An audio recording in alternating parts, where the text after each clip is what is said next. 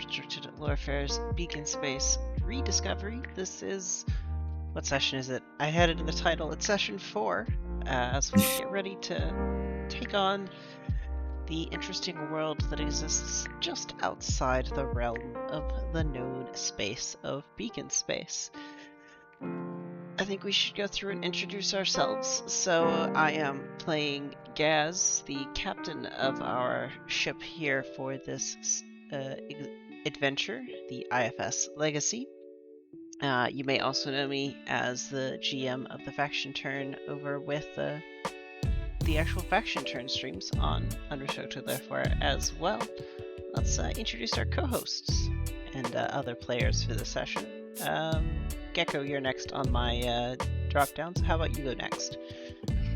Hello, I am Enderfriend, aka Valeria, and I am going to be playing Gecko, this fun little robot you can see here. I am a mod on my Twitch streams as well as here on Lorefare, and I'm also the faction rep for the Agumala Syndicate on the Unrestricted Lorefare Discord. And I'm looking forward to playing the game today. And last but certainly not least, Sevens. Now, you may know me from some other places, but here's what I have to say about this situation right here before you. I hate small station politics. And for those of you who don't know me outside of the show, I'm Demised, yeah. I also stream. I am a member, of course, of the Unrestricted Lorefare community, and I'm really jazzed to get back into it. So, we get to play our own episode of Parks and Rec in space, and also they have the ability to make fuel that makes you go faster than light. What could go wrong? Hopefully nothing, as we get to get started with our session today. I think we should do a recap of where we're at, both for our benefit and the everyone's watching's benefit, because it has been a while since we had a session. So, who wants to take on that recap?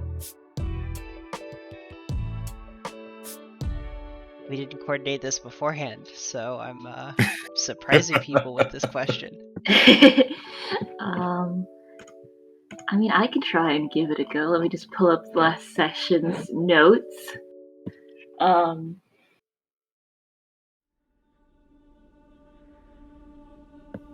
So last time we had just finished dealing with the Bleed Crystal Crate. And continued on our way, and we got to this planet, which we discovered both was previously unknown, but also full of ghosts, ? And through a series of wild and crazy hijinks to try to go down to the planet, we almost crashed the ship. Did not crash the ship, the shuttle, I guess, not the whole ship. And did manage to get back, but we did not end up taking a trip down to the planet as a result. After that, we headed out to finally get to Beowulf Station, where we started to get acquainted with the local situation, where there seems to be some tensions between two large local groups, and I believe we ended off heading to a meeting, and that's where we find ourselves, at that meeting, to see how things are going to go. I guess the open question is, what does this meeting look like?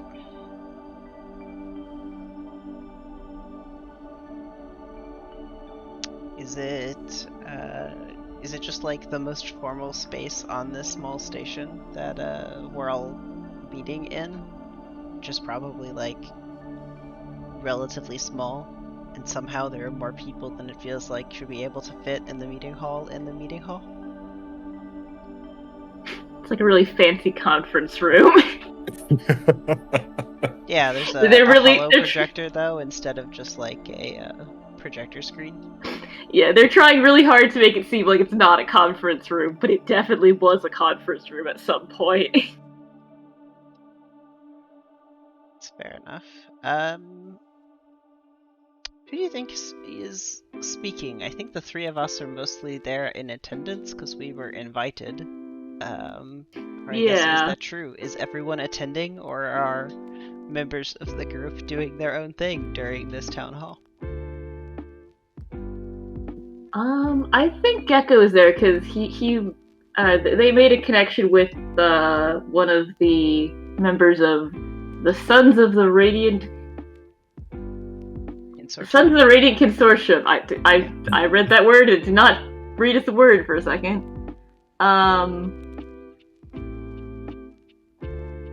Yeah, and so I think Gecko's probably off by wherever Magnus is sitting in this room. Because I think we came separately. Yes, we did.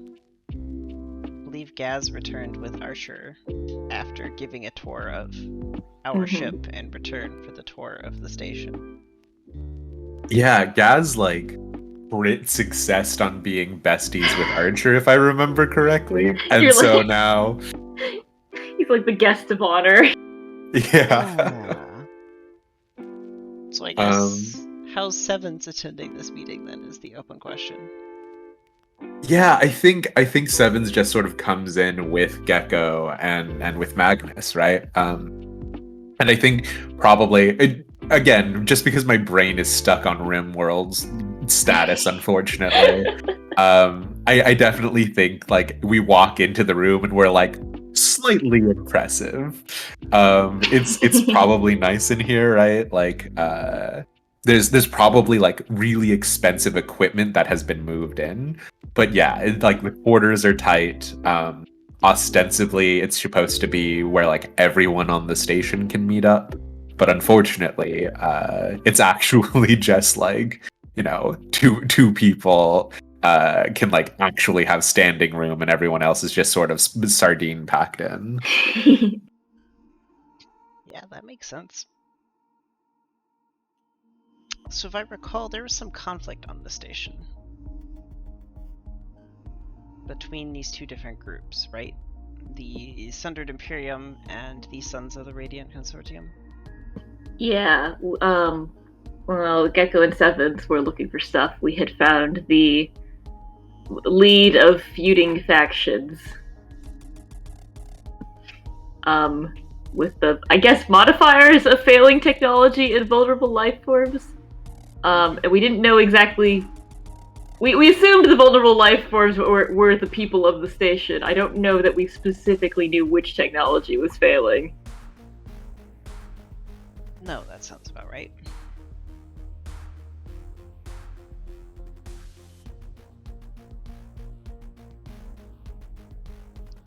It seems the primary conflict between these two groups is one is more industrialist and the other one is more scavenger-like in their collections. Yeah.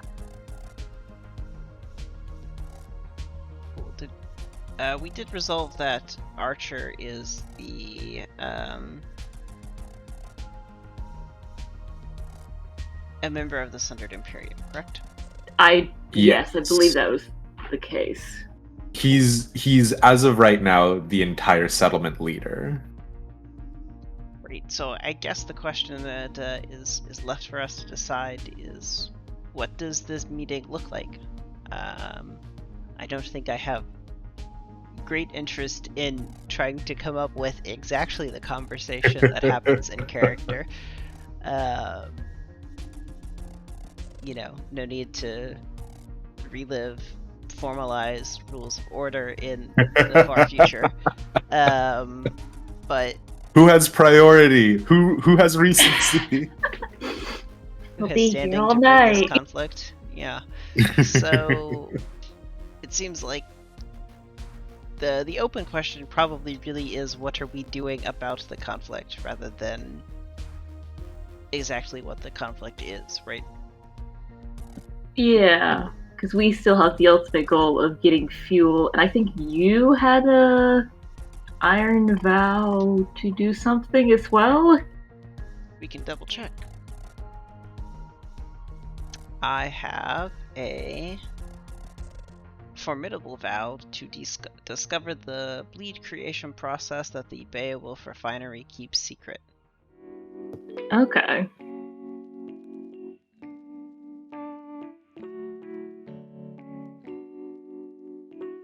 Yeah, I think probably as we all settle in, right? Like there's probably a lot of droning on as Archer talks about like, fuel production is on the rise, like good job doing like a lot of like sort of platitudes. And I think probably the moment where everything sort of comes to a head, because Magnus is not the head of the Sons of the Sundered Imperium, or Sons of the Radiant. No, that's not it. Sons of the Radiant Consortium.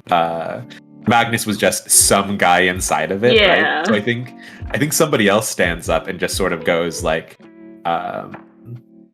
we're we don't care about the bleed crystal refining process. We care about the fact that we're all dying here. And he probably like sort of gestures at his body, which has, of course, everybody in the room has some form of cybernetics. And I think, if I remember correctly from last time, the Sundered Imperium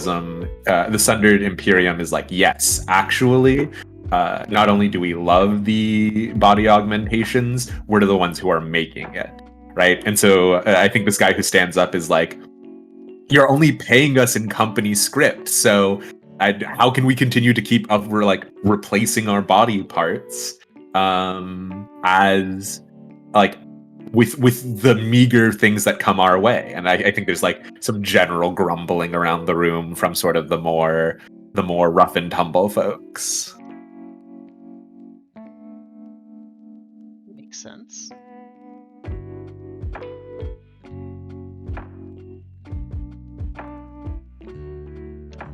Still trying to decide still trying to figure out how exactly we're getting involved in this conflict. Yeah, because our goals are kind of tangential to what they're doing.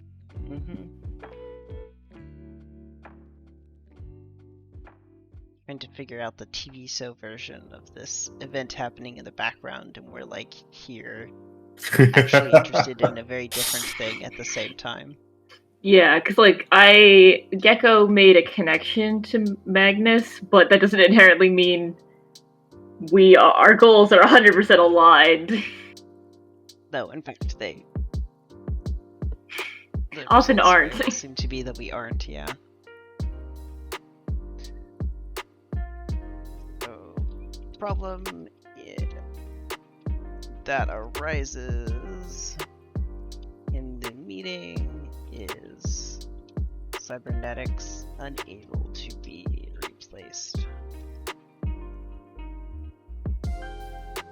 I think Sevens will step away from the rest of the crew, and I think he'll start like heckling Archer as well. Actually, I think he like looks over at Gecko, looks over at Gaz, and he sort of like makes sure to be physically separated. And I think from his perspective, the best play that we could make here is to side with sort of this rough and tumble group, because maybe if we give them what they want, they'll be more likely to, first of all, give us fuel so we can actually go into the unexplored spaces. But then second of all, maybe, we can get more info about the process. Sure. Feels like there's a role here to see how well your heckling does. You're sort of rolling for yourself and the crowd here. Ooh, I do like that, yeah. Roll to heckle. There's not really a heckle skill or move in I mean, I guess it's face danger, because if it doesn't go well. That's what I was thinking as well, right? Like they bring in station security. Yeah, everyone just kind of turns and is like, what's going on? Oh no, and I did specifically say heckle and not positively say something in a sociable manner, huh? Well, I don't know, because you aren't trying to deceive or, well, You're not really trying to deceive or trick them, is the thing. Because these, from what you've seen, these are things they do actually want. Yeah, true. My only thing is that I feel like or aggression.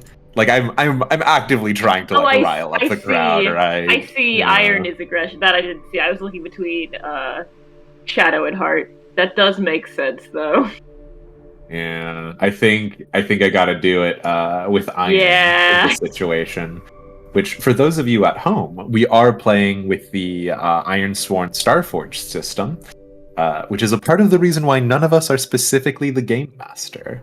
It means all of us are the game master in this game. Um, so yeah, I'm gonna go ahead and do it. I do have the momentum to make this a strong hit. Indeed, you do. Otherwise, you would just have a weak hit. Yeah. On a weak hit, you succeed, but not without a cost. Without a cost, make a suffer move. I'm going to make a suffer move. I'm gonna take the weak hit, I think. Sure.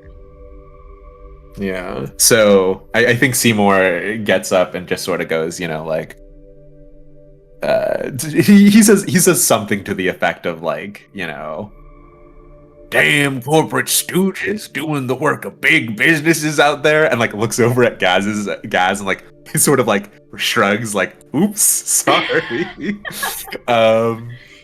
Every time. And I think the stress of the moment, right, is trying to find out what Archer is doing. He's probably got his hands like gripped on whatever like makeshift lectern he has. And so I'm gonna go ahead and roll to endure stress, because I think this is a pivotal moment at the top here.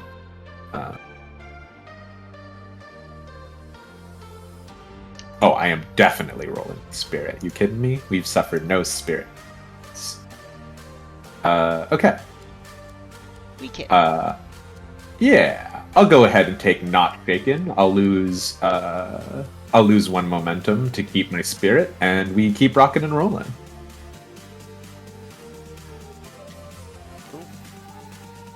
So yeah, I think the thing is that what Seymour's looking for, what Sevens is looking for in this moment is he wants to sort of be ingratiated into the Sons of the Radiant Consortium, and I think it succeeds.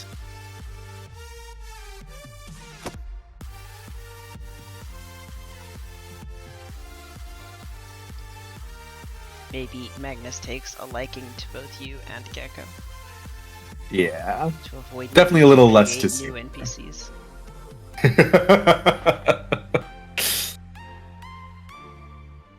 Yeah, and I think there's probably a moment where Seymour, like, again, yeah, like looking over at Gaz, because like Gaz came in with Archer, right? So there's sort of like a I don't know that. I think Gaz Yeah. just has the face of, I have to sit here and I can't react to anything. neither being celebratory nor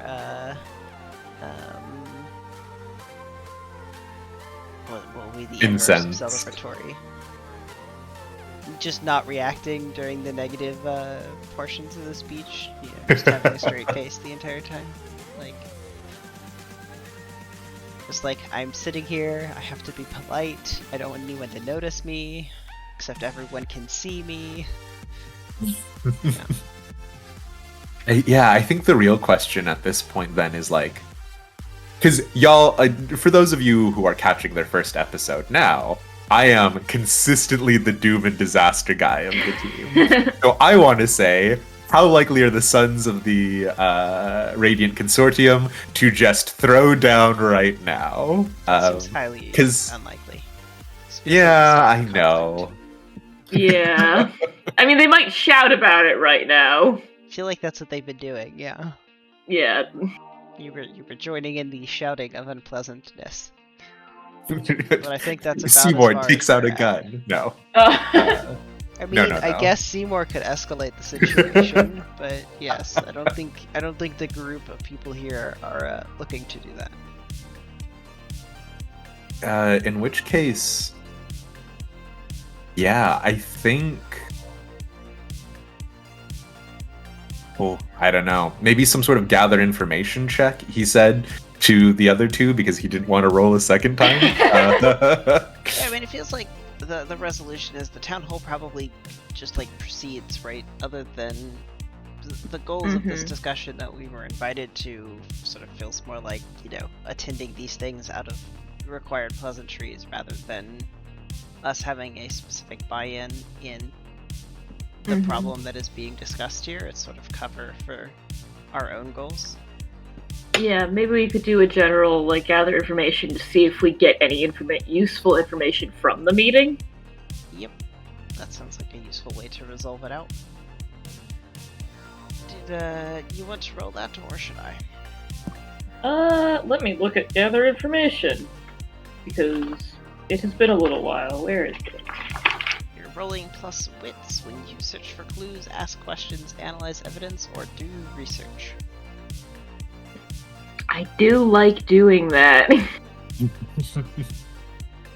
Sure, I will do gather information.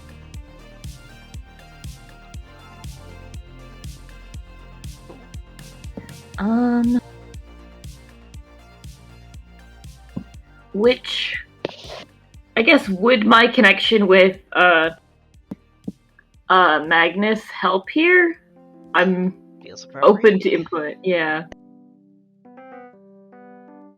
Definitely, yeah. Because you're just a curious little bot. Oh, jeez. Oh no, you need to go pay the price. Not my price. You need to go make the most obvious negative outcome happen. We either need to ask the Oracle, or roll on the table below. I mean, what would the most obvious negative outcome here be? For what would be, I guess? We just don't get anything useful. Right? We've wasted time Yeah. in this meeting. Which seems, it may be like the tone of the meeting is kind of turned to just like an argument, and it's just two people arguing about two groups arguing kind of about this problem they've had for a while. We won't really get much out of them until it's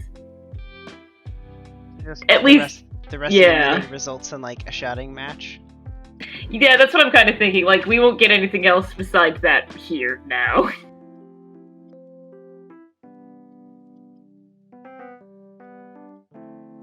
Yeah, I can't help but wonder if there's like some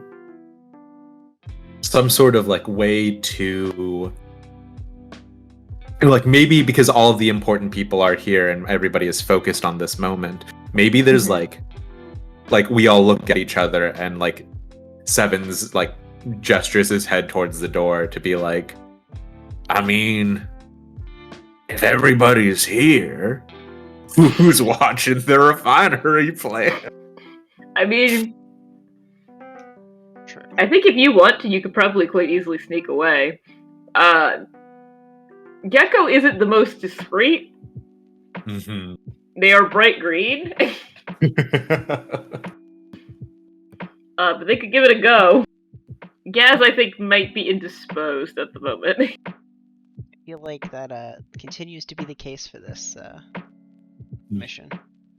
Which is pretty funny considering I'm the one with the vow.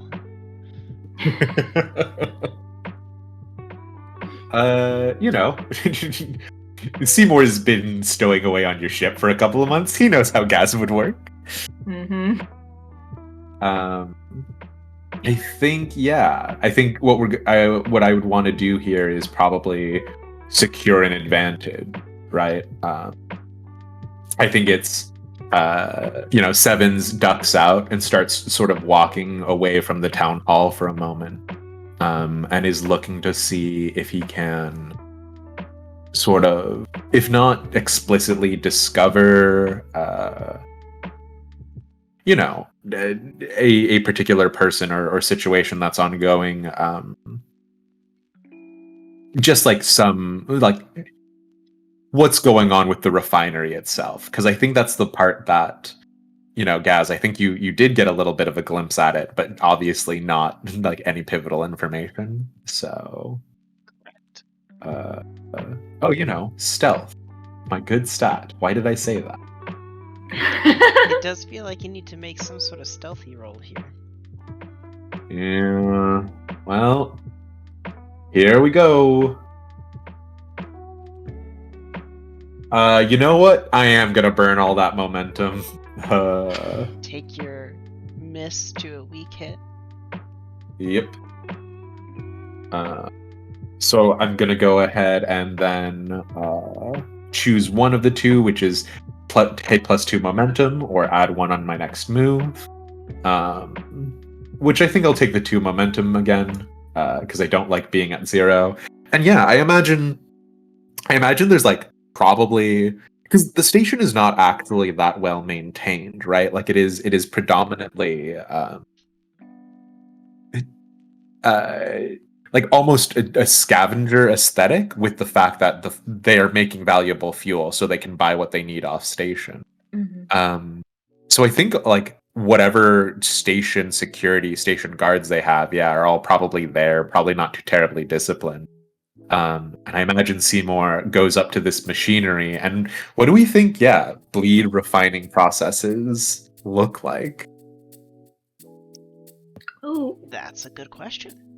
it is. Huh. Is it even in the same station component we are, or did you have to leave the habitation section and move over to an industrial one?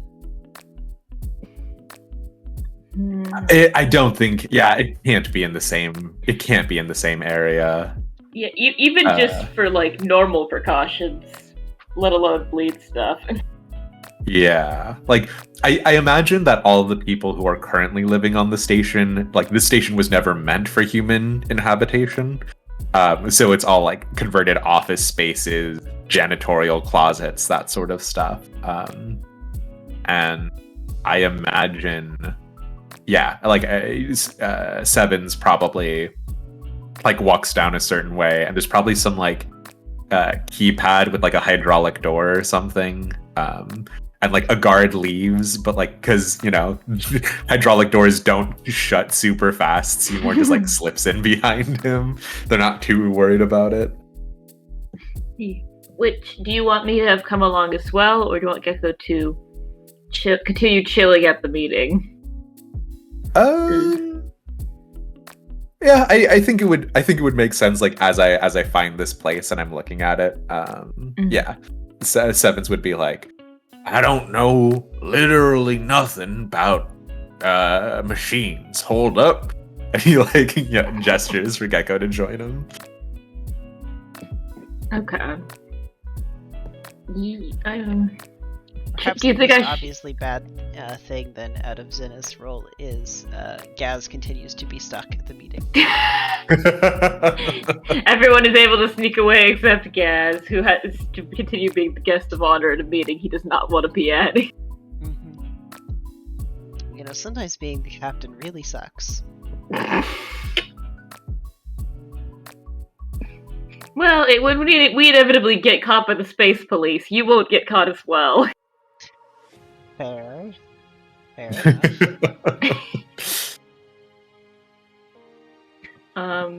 Yeah, so I think Gecko will come over. Probably still on a wall or other non-floor surface. Because they're like, I'm being stealthy. Definitely. This is how you stealth. Follow on the floor? I guess I just always assumed they were on a wall or a ceiling. Sometimes there's not a wall at hand, so occasionally they're on the floor, but not it's usually. The only choice. Yeah, they don't when they're on the floor. They're very short and always get stepped on, so it's kind of an issue. Mm-hmm. But yeah, Gecko comes over and is like, "Hello, you said machine thing. What machine things do you need?" Yeah.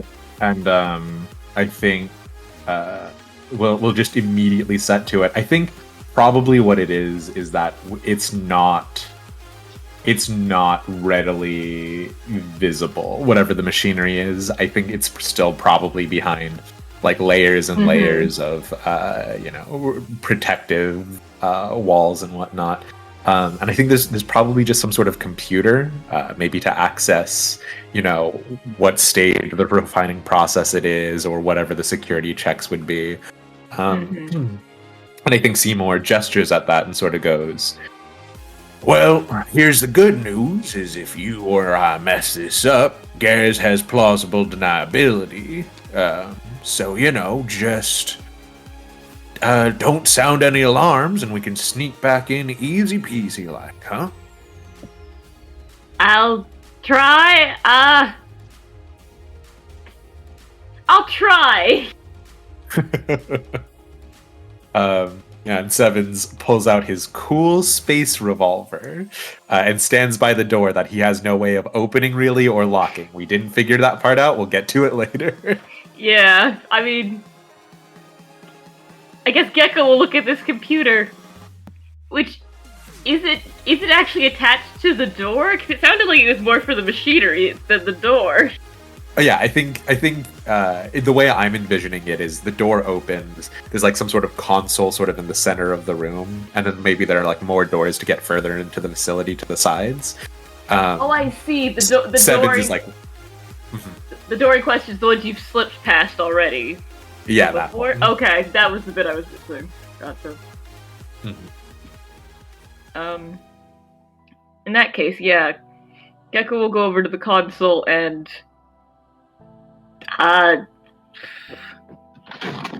let's see.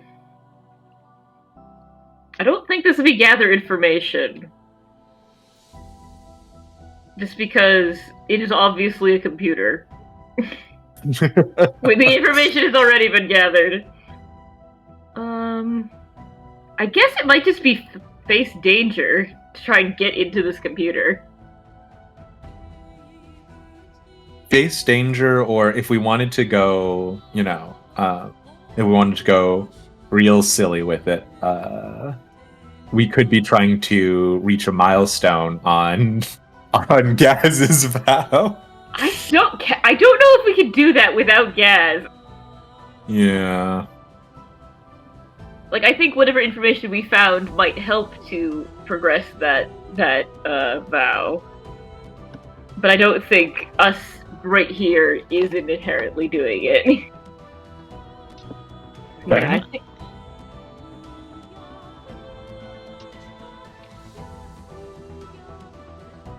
Face danger sounds good. The computer could signal some alarms, bring in some security, anything like that.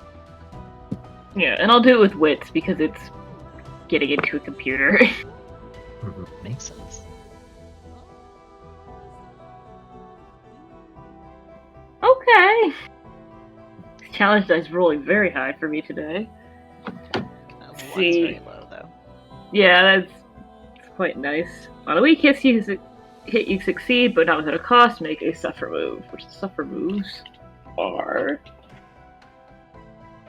I believe you can just take -1 momentum for the -1 suffer move. I think that probably makes the most sense, because I think this just takes time, is what it is. Yeah, it's definitely not impossible for Gecko to do. Yeah. Or even hard. This is well within Gecko's area of expertise. Yeah. Yeah, like, Gecko will say that, like, oh, I'm not really great at this, but what Gecko means is that is not what their specialty is. They're quite proficient at getting into systems. Yeah, I think Sevens maybe even just assumes because you're obviously mechanical in some capacity. Sevens is like, just plug in port or connect the wire, do the thing. That's how you get a virus. Yeah, like there definitely are members of Zenith who could not do this, but Gecko does have this capability.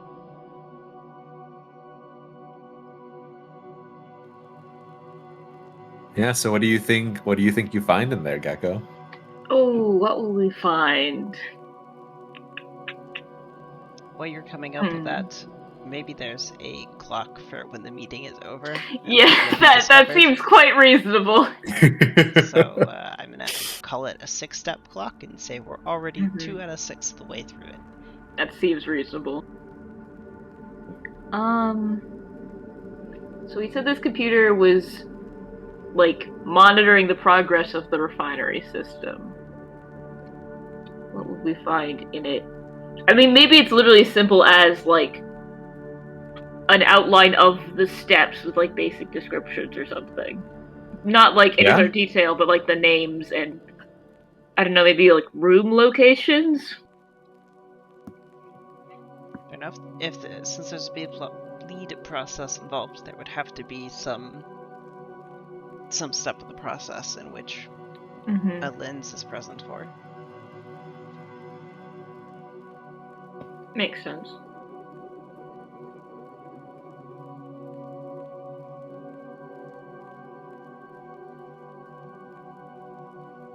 Yeah, in which the steps make sense. Did you? I believe there was also an implication that there was a door here. Were we saying that this could unlock the door as well? So I think that what had happened was Sevens had snuck into this room behind somebody with Gecko, and then the door, we had to figure out how to get back out, I guess. Okay. that is the door obstacle. Fair enough. Which, I mean, I think also, bits on that aside, I think it makes sense for this to be a part of a larger complex, right? You wouldn't have some sort of monitoring station without, like, you wouldn't have some sort of monitoring station that was inaccessible from inside, I don't think. So I do think there are maybe other doors leading further into the refining process. The only question is, do we think we can get in to get more information before we get out? You're now you got a timer going too. Yeah, we do have to get back to this meeting is the thing, because I feel like it's unclear if you have to make it back to the meeting or if you just shouldn't be in this area when the meeting left. Yeah, which I think is the more accurate description. Yeah, like leaving a meeting early is one thing. Leaving a meeting early and then being found in somewhere you're not supposed to be is a very different suspicious. Yep.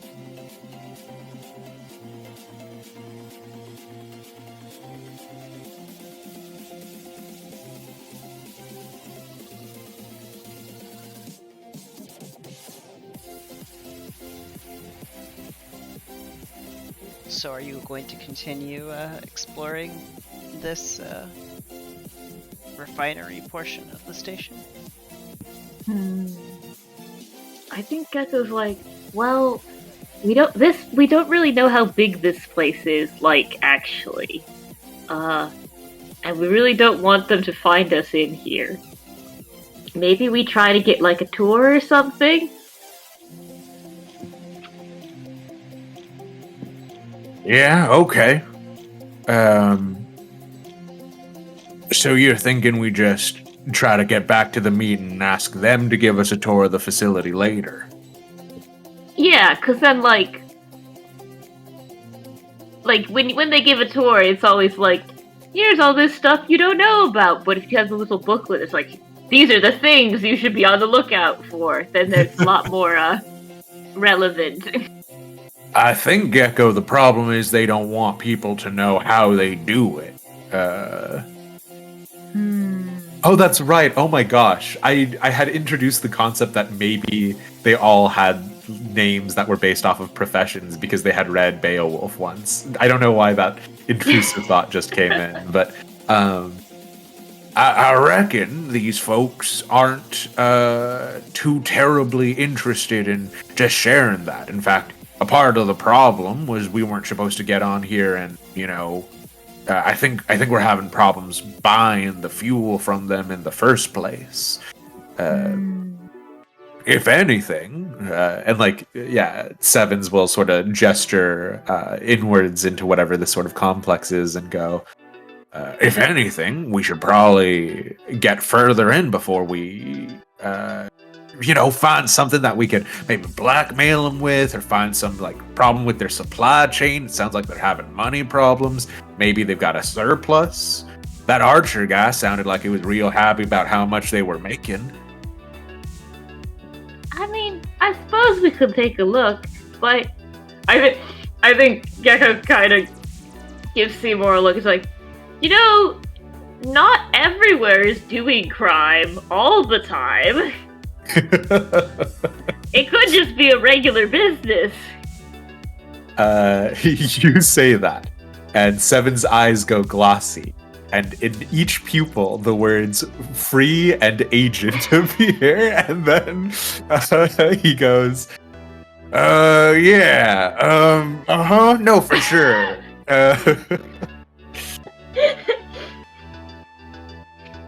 Sevens is in fact doing crime all the time, it turns out.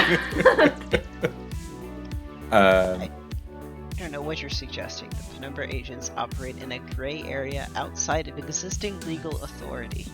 That's true, it's not crime if it's not illegal. My favorite civil obedience. Gray actions outside of the law. Everyone loves international territory of water. And yeah, I think I think if Gecko doesn't say anything too particular. Now, Gecko, for our edification, when you look at it, does Gecko just like a video photographic memory of everything, or? I mean, I can't imagine that Gecko keeps like a perfect record of everything, just because that would be a stupidly large amount of data. Mm.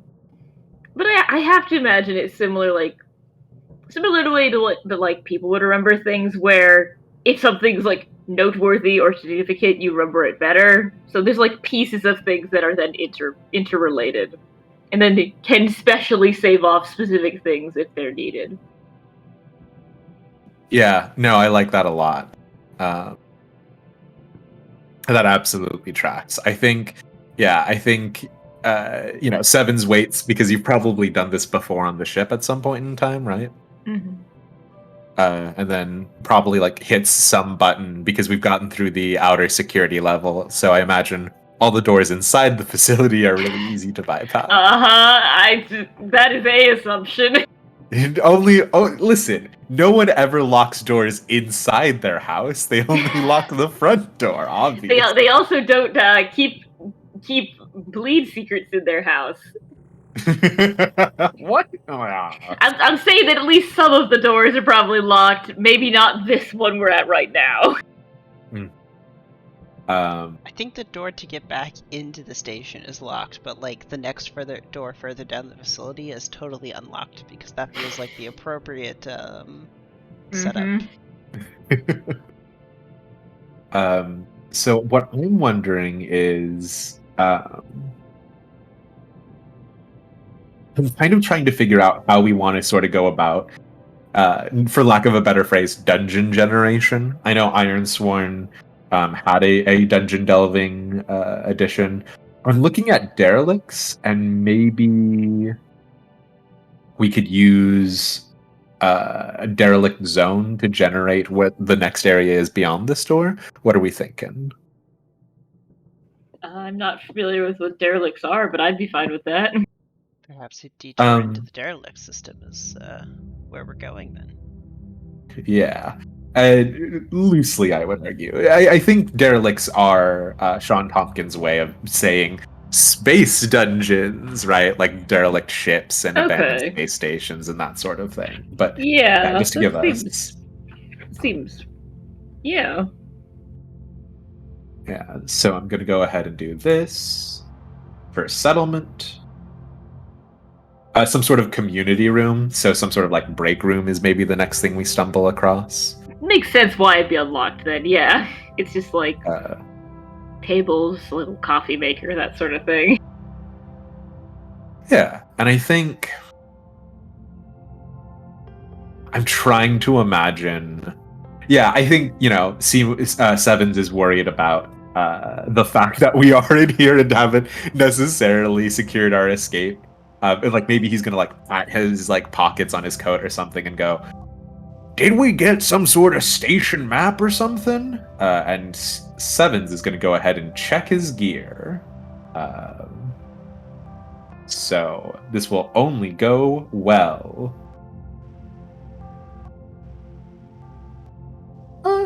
It went well enough. When you check to see if you have a specific helpful item or resource, roll plus supply. On a strong hit, you have it and are ready to act. Take +1 momentum. On a weak hit, you have it but must choose one. Your supply is diminished. I'm not going to sacrifice the group's resources. That'd be silly. It's not quite right and causes a complication or delay. Lose -2 momentum. I think what it is Seven like. Oh. Mm-hmm. Don't you have your own as well as the group? No, you were right. Sorry. I have supply. So Yeah, because the ship also has supply separate. yeah, Nope. So I am. Femore could just, now be down a few supplies, but the rest of us are still dandy. Which, I think that actually fits perfect. I think he reaches around, he finds out that he doesn't have it. But I think maybe like on a nearby table, there is a key card. And for the purposes of the visual play, I think the key card reader we were at earlier was like red, and this key card is green. So sort of the implication is like this will not get us through that door, but it will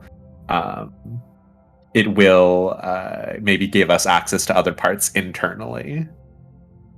Sure. You should make a note that you have a green key card for the Beowulf Fuel Refinery derelict. This surely this will only be helpful. For when we need to dramatically lock someone in a supply closet. Exactly. Never know. And do you want to go ahead and roll on the oracles under derelict zone to see maybe what's beyond the next door? Sure, let me find it.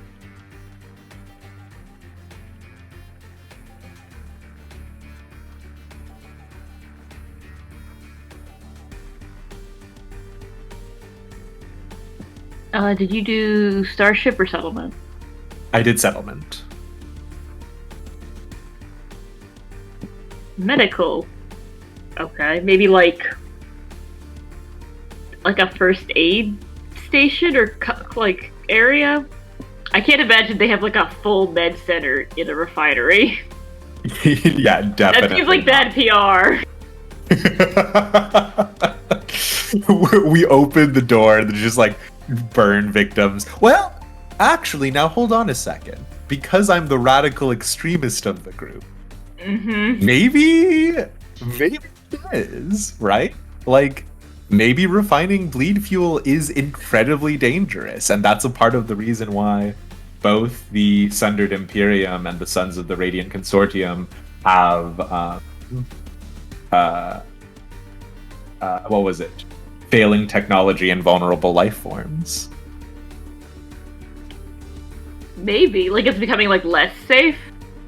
Yeah, over time, and that's the other part of the like conversation, right? It's not the flesh is weak situation, but it's a oh god, only people with cybernetics can handle this.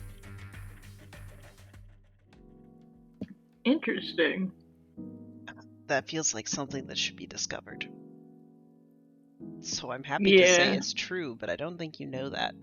I think you just know the like, oh, this is weird that there's like a triage medical center in the refinery. Seems like an odd place. Yeah, it's more like well stocked than you would expect for something like this. You should make a note though for that out of character.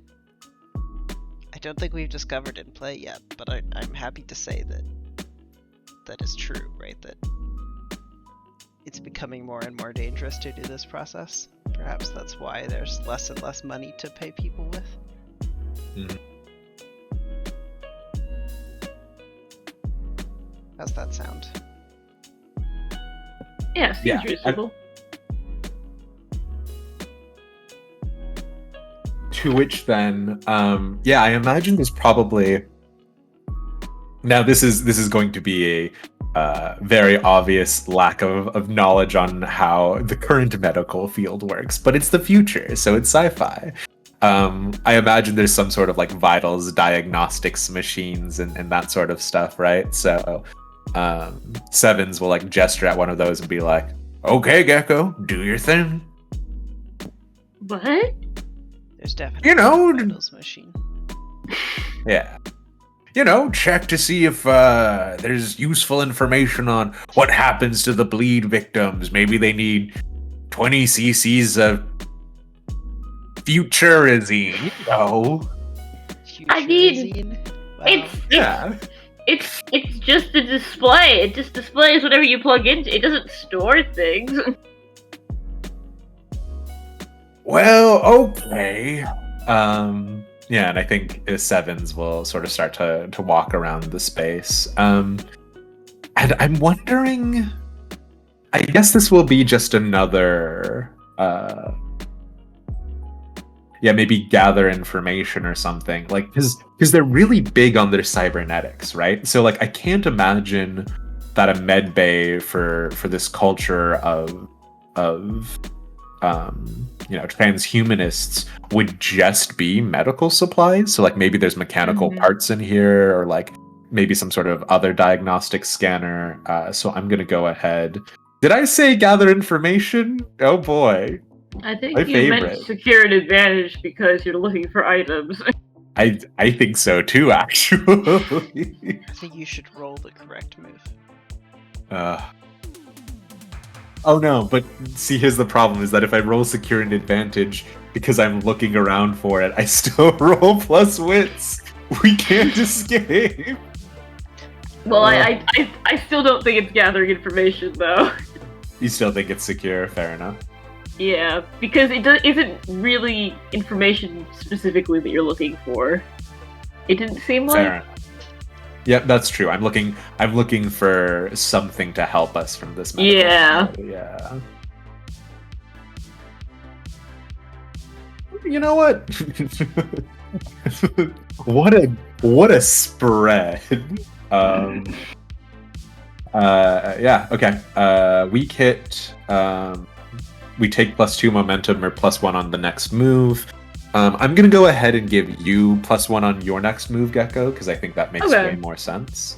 The next move, which could be, I don't know, Gaz impressing Archer again, the secret ship we all wanted. I think it is. I don't find anything particularly useful. I think Sevens is like, yeah, computers, they do the computer thing, and he like picks up some sort of diagnostic scanner for cybernetics and is like, use this, Gecko.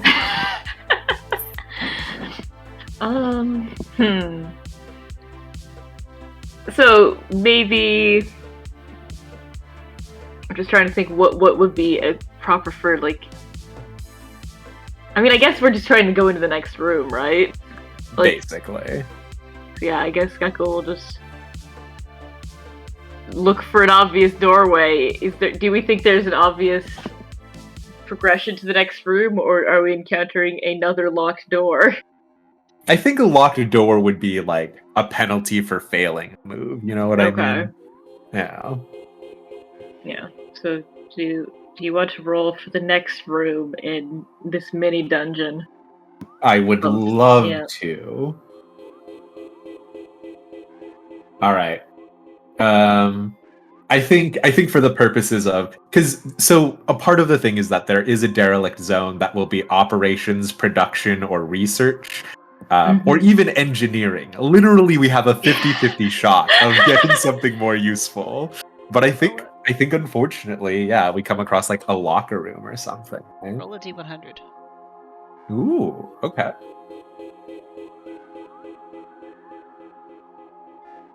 34. 34. You've come across.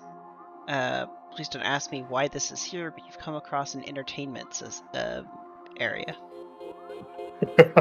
like one of those like hip and trendy company like hangout lounges with the Yes. the foosball tables and stuff. Oh my Exactly. god. There's a foosball table, but also you can see like at the back window facing exterior to the station, so you can like see out into space. There's like, it looks kind of like a glass door, but there's definitely not actual glass there. It shimmers a little bit too much for it to be real glass. It looks like it's maybe a weak forest boundary. And it looks like you could go into that area and create an environment to explore, kind of like VR but in the real world, because it's a hip and trendy, Some venue. sort of holographic deck or den, some sort of hologram den. Yeah, but like, it doesn't quite look right. Everything looks like blue and shimmery. It doesn't like have real color. The depth is a little off. You think the technology is like either several years old or like definitely not something you see from Beacon Space. It's just not quite calibrated. It's like when you have a touch screen and you just leave it for a while and you touch it, and like it's like, yep, the cursor's on the other side of the screen. Yep.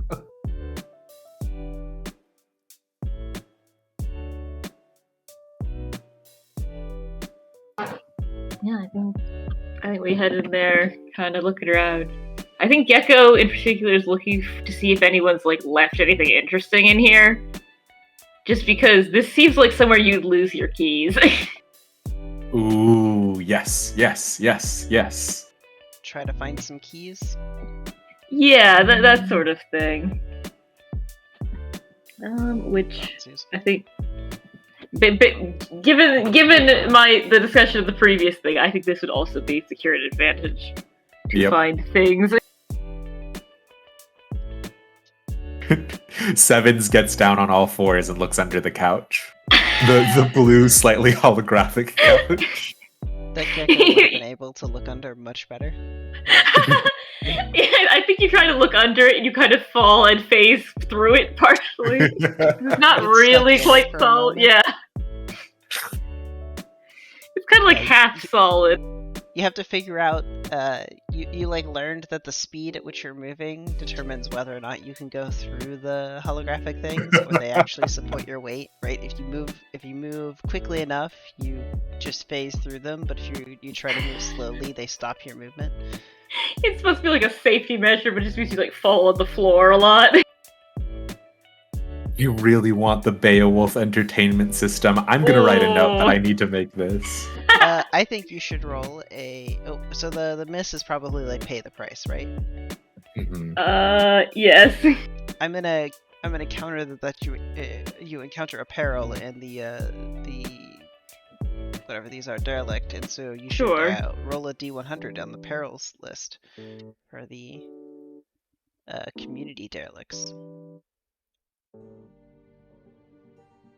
Oh, you find the perils list. I don't know if it is in the. I have no idea if it's in this. I'm not sure, and I have the table next to me, so I'll just roll a D100. Yeah. It's like I have it pulled up too, so. 95, which is action plus theme. Okay, let me go to the page it's telling me to. Hang on. Roll a. Oh, this is an oracle table. Oh, okay, so I need to do, I guess, 2 D100s? Yeah. Yeah, it's going to be the oracle's action. Well, you could roll it on the actual oracle in-game. Oh, is it actually? Okay. Yeah, this one is the action, and then the...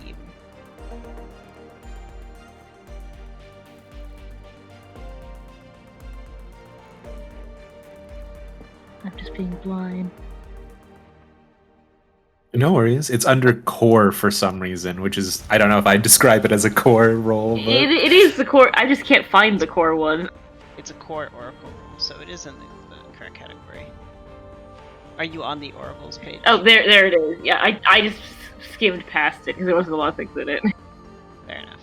So, avoid. Huh. What? there are refiners who are still inside this Oh. portion who didn't go to the town hall. I see. I think that, well, it says avoid. I think you start hearing in your as you begin your search that you like hear people talking in the hallway, and the voices seem to be getting louder.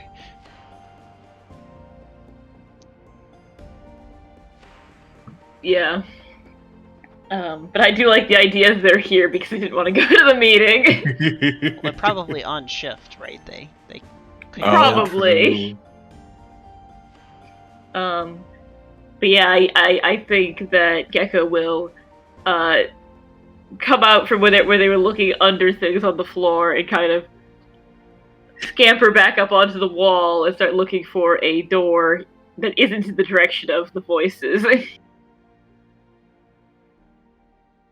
Yeah, I think this to me, because like yeah, we're basically like gun it out of here. I think we're facing danger with speed, mobility, or agility, right? I think that makes sense. Yeah. Yeah. And I already know what's going to happen if Seymour or if Sevens does get caught. I do not know what Gecko will do. Oh, can Gecko change the color? No. Gecko can. Oh, we've Gecko gone is over not this an actual before. gecko. Nice try. Gecko is very bright green. It just turned blue, like everything else in the Beowulf entertainment system. Yeah, okay. I'm gonna go ahead and face danger with speed, mobility. I get out. Should we both roll for it, or? I think it makes sense, yeah. Okay.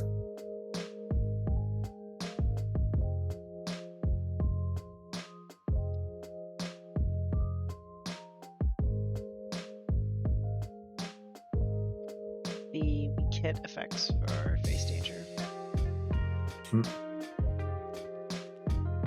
Woo! Hit with a match. Oof. Whoa! You succeed. Oh, so you need to -1 suffer moves, so you know lose a momentum if you're thinking that Yeah. some more. I think it's just as simple as the thing that worked in Seymour's favor earlier, which was slipping through the door because it closes very slowly, is working against him here. As the people on shift come in to use the entertainment system, they see a door close behind them and they sort of look at it. Fair enough. Well, strong hit with a match is supposed to give you something good, isn't it? Yeah. It is, yeah. I think it could be if I might offer a suggestion here. Yeah, I think it fine. could just be as simple as the next room is the room we're looking for. I think that makes sense. Feels appropriate. We could be here exploring for a while if that's not the case. So perhaps you do find the entrance to the refinery section. Hmm. Which I have to imagine is just a doorway that opens up into a bunch of catwalks. Ooh, okay. You know, a giant industrial base, or it's not like people actually physically have to go operate on the machines other than to maintain them, right? But instead, to walk around and do other stuff. Do we think temperature is affected by the bleed refining process at all? Do we think it is, colder or hotter in here? So we didn't really determine what kind of bleed energy they're using for this. Because there's different aspects of the bleed, and that would quite drastically impact the environment, potentially. Potentially, yeah. But I think it is not a normal environment inside, as you. Yeah, that's fair. No. We shiver and/or take off more clothing, depending future results. No, sorry. I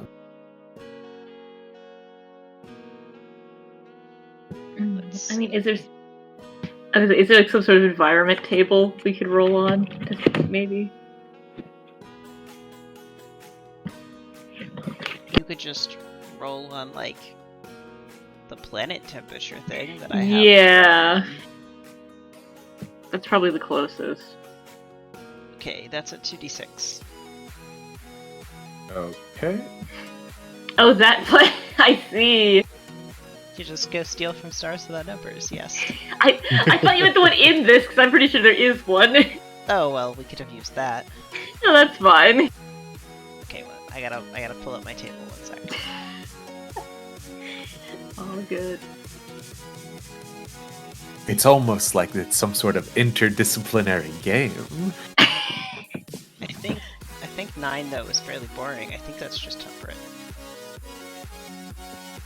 Quite possibly, yeah. It's surprisingly warm, actually, given how cold, cold surface metal everything looks.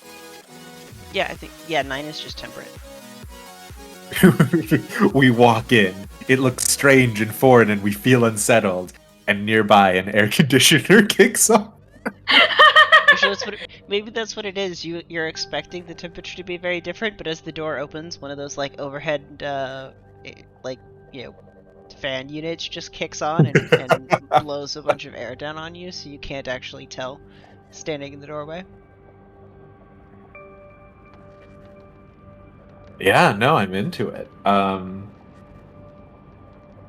Wow. Okay, so we're in the area proper. I imagine. Yeah, I imagine this is really sort of Gecko's field, especially with all these catwalks. I think Seymour like sort of looks over the edge, grimaces and looks back, goes, "You got this one?" I think you look back and Gecko is like already climb up on top of something in the way the way almost like when you look away from a cat and then you look back and there's somewhere where they shouldn't, just like that. And Gecko looks at it like, oh, do you have a place you want me to look, or could I could just go and look? This one feels like a go and look situation. And Sevens takes the green key card out of his pocket and sort of like offers it to Gecko. Like, I don't know where it's gonna open, but it's probably more useful with you than it is with me right now. Okay, they'll climb back down and grab it. Try to look busy, I guess. I don't know what they do here, but probably busy things. Yeah, and I think Sevens will like reach up and like touch his little, side visor. Here's the thing. Everyone knows that what I have done is I have ripped off the helmet of Star-Lord, but I refuse to acknowledge that. So he reaches up and he presses a button, like the mask with filtration system appears, and Sevens gives you a thumbs up. Mm-hmm. So I think along with the catwalks, there's probably all kinds of like steel support cables supporting all kinds of like hanging pipes and conveyor belt like things. Probably not actual conveyor belts, probably more like chutes and pipes that are all enclosed, as well as like machinery that's like strapped down in place. Mm-hmm. Do we think this portion of the section has like proper gravity, or has like Sevens magnets on his boots automatically activated? Because those are obviously a thing. Ooh. I don't think it matters to Gecko. I think they have magnets already. Or Yeah. we could just say they have actual Gecko-like surfaces, which would be plausible technology. Yeah, they have some sort of mechanism of staying on the walls. They probably have looked into it, but not deigned to share. Mm-hmm. Yeah, no, I think that's perfect. I think there is absolutely no gravity here. Yeah, and there's sort of like the kerchunk of mag boots, and yeah, I think that's awesome. Yeah. Oh. Well, Gecko, what are you going to explore? I think this would probably be gather information because I'm trying to discern like the relevance of these conduits and pipes and this area in general. Makes sense to me. Yeah.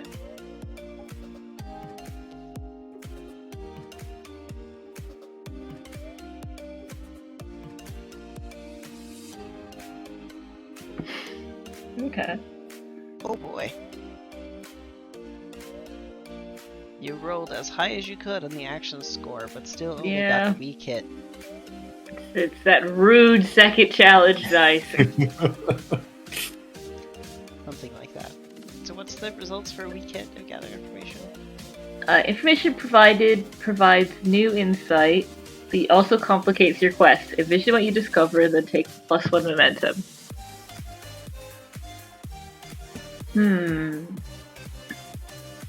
So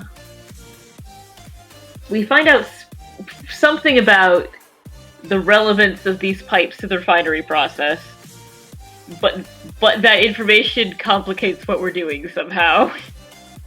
Are you walking along one of those pipes by chance? Probably. I think as Gecko is walking along the pipe, you notice that it looks like a section of the pipe is just like about ready to snap and burst. Oh! It's no longer as well maintained as one might hope.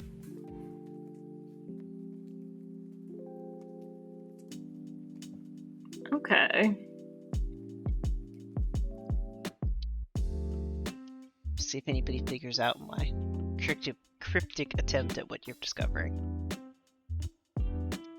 We discovered that these people are bad at maintaining things. I didn't want to say that, but that was my first thought as well. Yeah, that was so. Yeah, Maybe, what the heck? Maybe, but I don't think they're particularly. I don't think they're anywhere suited to that anywhere else on this in the sector. I think something else is influencing that. Okay. Yeah, I think.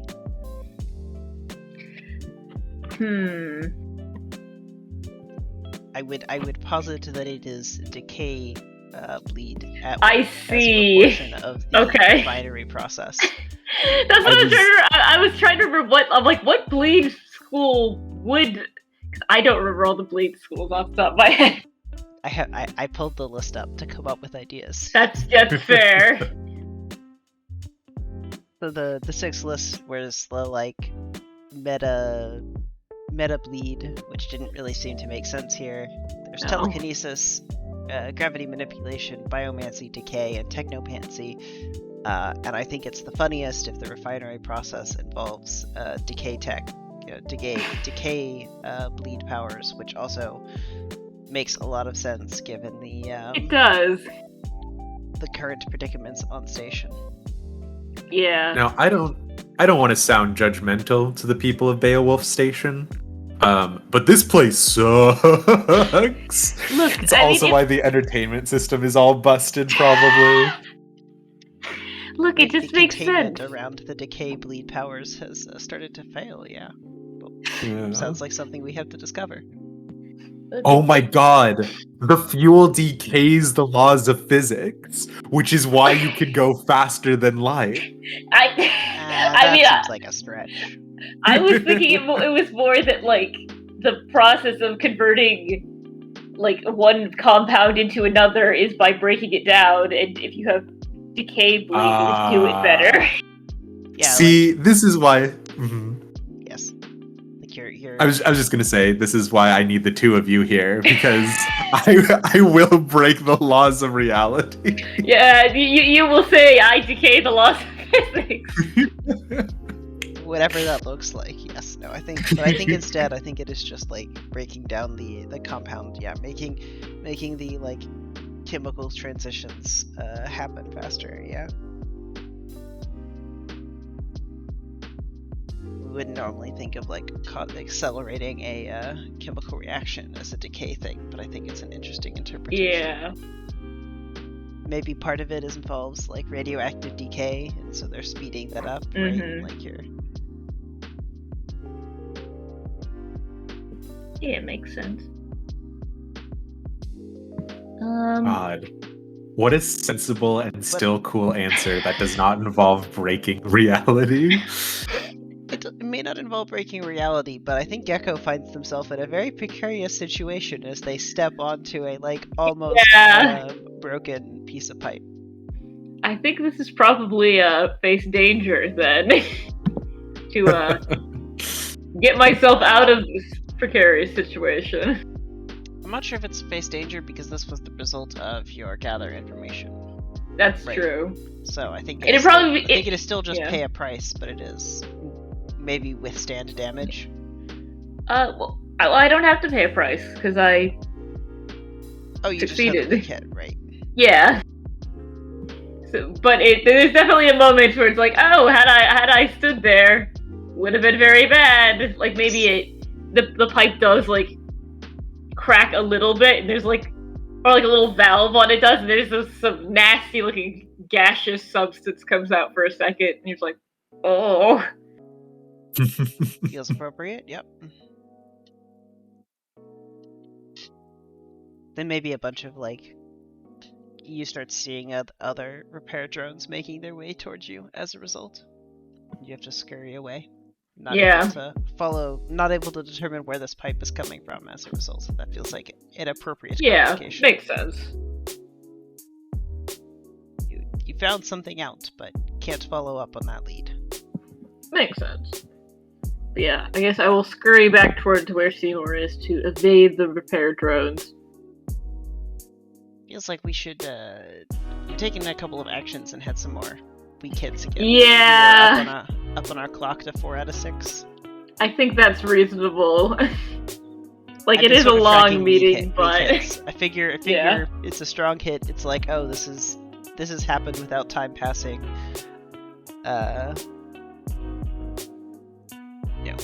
That sort of thing. So. What y'all up to now? You seem to have discovered some interesting things about this facility. Yeah, I feel like we might want to start heading on our way out at this point. Because I feel like going further in at this point risks that thing where you get to the end, you're like, almost at the end of the time, and you're like, wait, I do need as much time to go out of the place as I did getting in.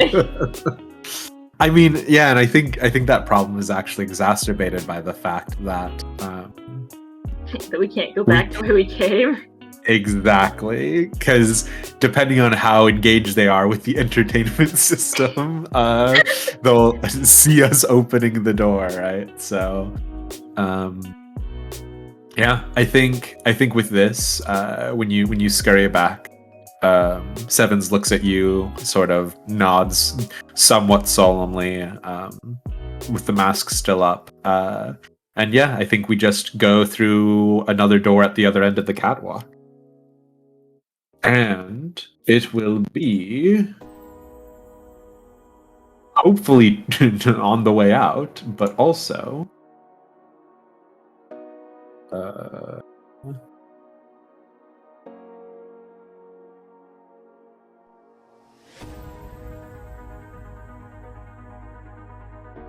operations. Do we think do you have that table up right now, Gaz? It's easy enough to scroll through these. Fair enough. I kind of am hoping we've just come across some sort of shipping and receiving, because then that'll just be a quick way to pop out. What'd you roll? 53. 53 is a conference or briefing room. No! Oh, wait! I think you find. I think as you walk in, I don't know if there's anybody in here. It seems appropriate to say it's empty, but I think you see the like broadcast of the meeting, and there's like at the bottom. There's like because like maybe there's it would make sense that they're streaming the meeting across the actual spaceport, so that everyone who couldn't make it in because there's only limited space could watch still. I think that just like across the bottom there's like an agenda of where we're supposed to be, but it's just like the person running this has entered all question marks because they don't know where we actually are in the agenda because you can't tell. Like that's the conversation has just gone off the walls, and it's not really on an agenda topic right now. I think Gaz's face is there, just like looking stoic.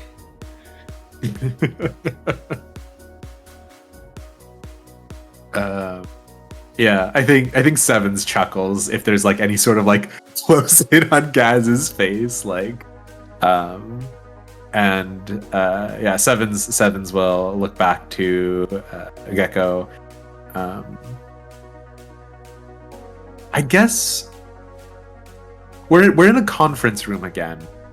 Mm-hmm. Yeah, I guess like maybe there's some sort of like know your emergency exits like map nearby or something. Sometimes those things exist, right? So I think we're looking to secure an advantage again. Obviously, the section definitely has a map telling you where to escape in the event of a depressurization incident. Yeah. Sevens pulls out a thermal detonator. It's about to get rocky in here now. That feels like a very hard supply roll, but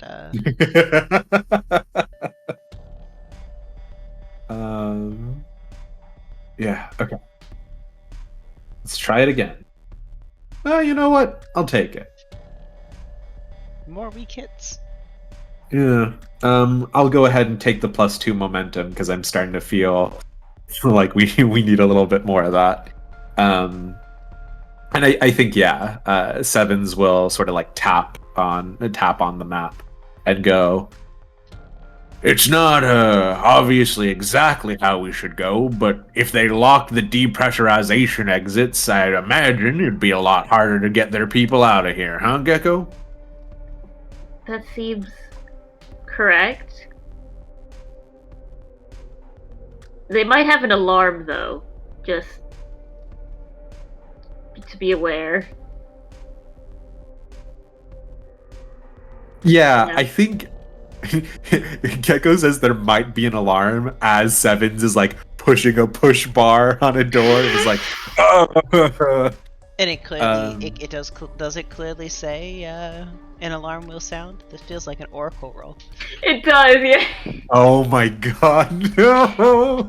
I'm just thinking of like every fire door I've ever seen in like a building with like any kind of public building. It'll be like alarm will sound upon exiting this door. Use only in case of emergency.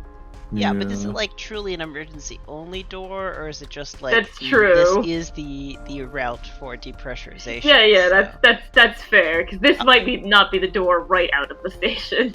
Like well, it's probably not. That would lead into the vacuum of space, right? Well, here's on this portion of the station, I assume if the depressurization door led out into space, that would be a very mean troll. Indeed it would be. Perhaps this is just a 50-50 roll then. Yeah, sounds good to me. And we go. No, it is not a emergency depressurization door. Well, it just doesn't have an alarm on it. We're safe from the alarm this time. Does Seymour make a mental note to check in the future?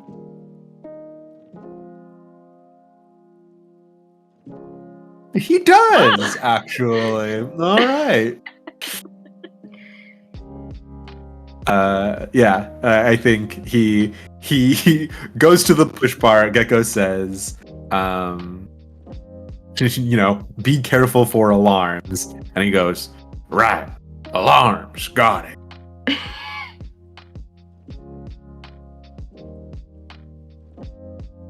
Yeah, I guess we head into the room beyond. We'll make another roll. I think you're close to your entrance or exit, though. Yeah. Yeah. Maybe we should just say this is the access area.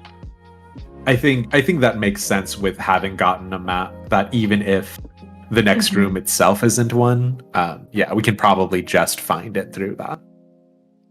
So should I roll for it or not? I think you just find I don't think access. so. Access is not an area you can actually roll for. You just Oh, I see. find it. Hmm.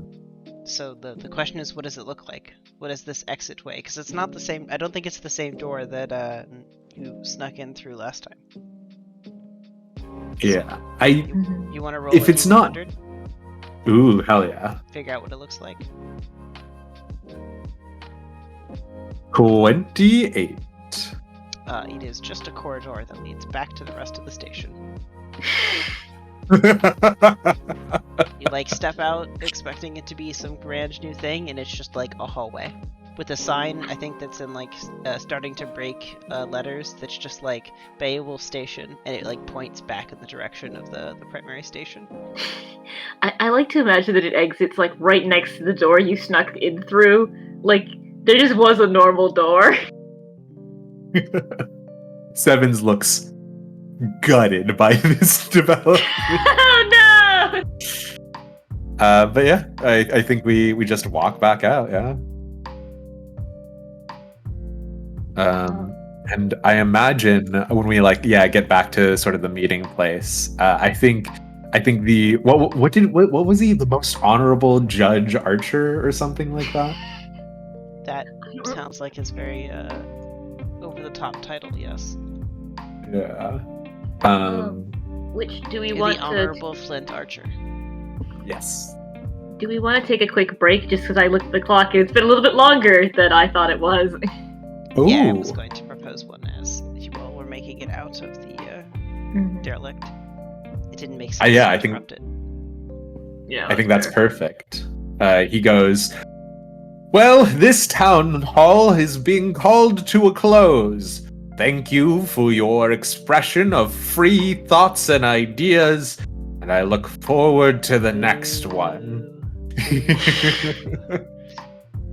The crowd continues to be a little rambunctious. Yeah, as he turns around, probably like sweeping his cape or whatever he has. And I think he will offer to you guys to be like, "I'm terribly sorry you had to see all of this. Would you like to come with me through the back entrances?" I'm sure Gaz will follow him out, given that seems to be the thing Gaz is having to do a lot of right now.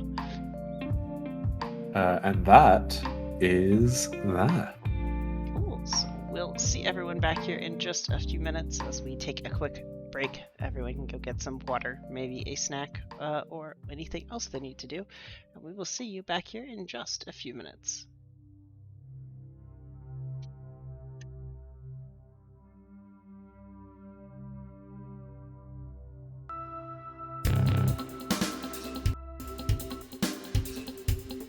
This week on Kangaroo Court, did slippery celebrity defendant baby TV anchor Elle Calvert conspire to poison the prosecution? Watch now on Kangaroo Court, where good justice is never blind. Fair and balanced, only on BBTV5. Brought to you by the New Eden Gene Bank. Be a better you. Silent Night Cargo Concerns. We invite travelers to the sector of the brilliant world of Tellus.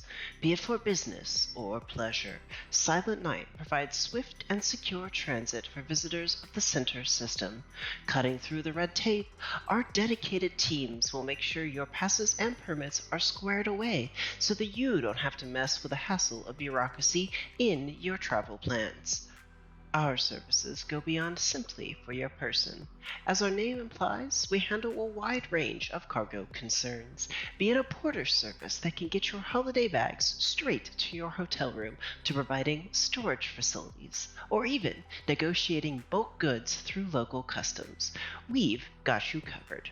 Through our affiliates in Falufo Kaliki, we offer half-hourly shuttle services from the bountiful TTGI station to the planet's many floating cities. Safe and reliable service is vital to the health of our clients, and that is why the security travelers and their cargo is our top priority in the void space of the center system. Call now to ask about our Guardian Protection Package. Become healthier. Become stronger. Become smarter. Become better. At New Eden Gene Bank, we offer plans and opportunities for people like you who want to break their limits and rise to new heights. Visit your local branch today for a consultation. New Eden Gene Bank. Be a better you. Proud sponsors of BBTV.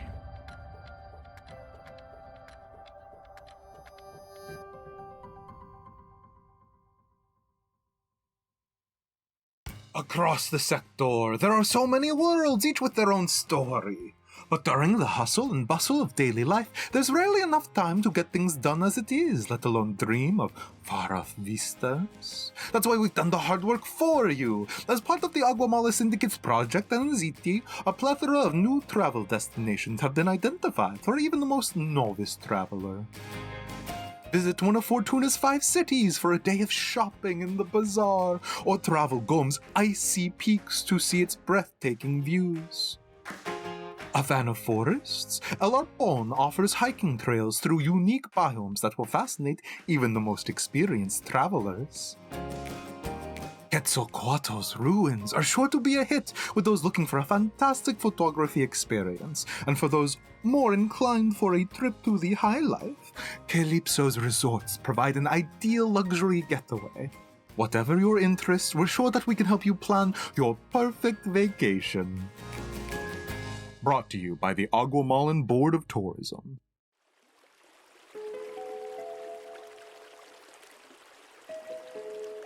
Are you looking for that perfect island getaway? The destination vacation of your dreams? Then Telos is the place for you. Visit the floating cities of Telos, modern marvels of nature and engineering from the great minds of Cartacook and Helicitis, built on the backs of gentle jellyfish giants. Experience the wonders of life like never before as the tropical paradise comes alive to serve you. A city of living green traveling over blue horizons where you don't become one with nature, but nature becomes one with you. From riding on the backs of whales and dragonflies to lounging on gentle lily pads and inside of fragrant flowers, or a million other things in between, there is always something for you on Telos. Telos, a world made for you.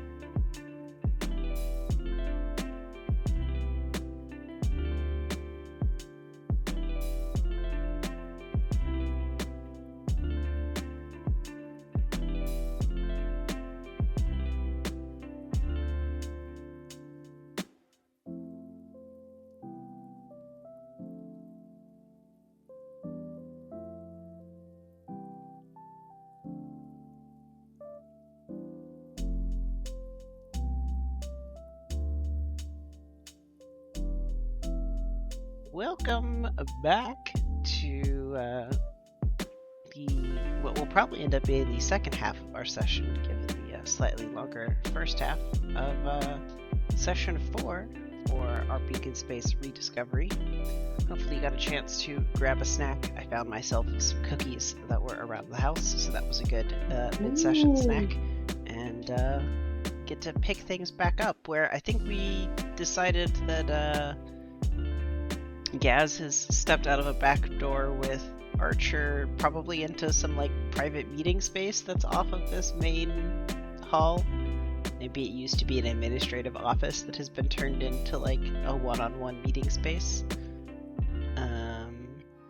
And I think Gaz finally gets a chance to truly ask a question. It goes, well, it's been wonderful to be here on a tour, and your station has been quite nice. But we are simply interested in buying some fuel, if you don't mind.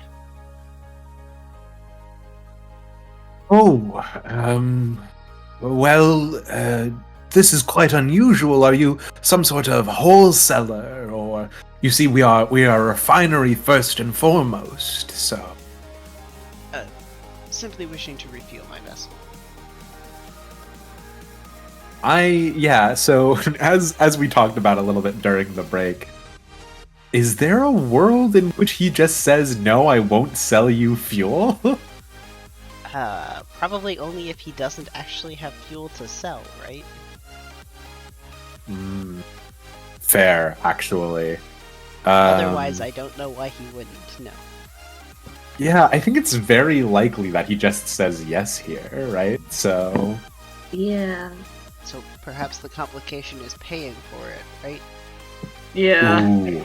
We asked for some excessively high amount. I don't even know if it's excessively high, right? I think it's just... it needs to be paid for. So it feels like there's... Oh, yeah. Do we just have the resources to pay for it? Yeah. I mean, this feels just like check your gear, right? Do we have the money to pay for it? Yeah. I think so. I think the Honorable Flint Archer says, well, if you're sure, I am fascinated by spaceships, and I thought finding a kindred soul in yourself, but never mind that, forgive me. This is the cost of our fuel here. Very well. I think Gaz just like hands over the corporate card and goes, just charge it to the bill. And he does so, right? Yep.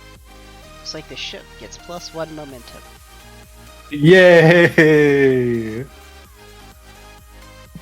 So it can escape in a time of need.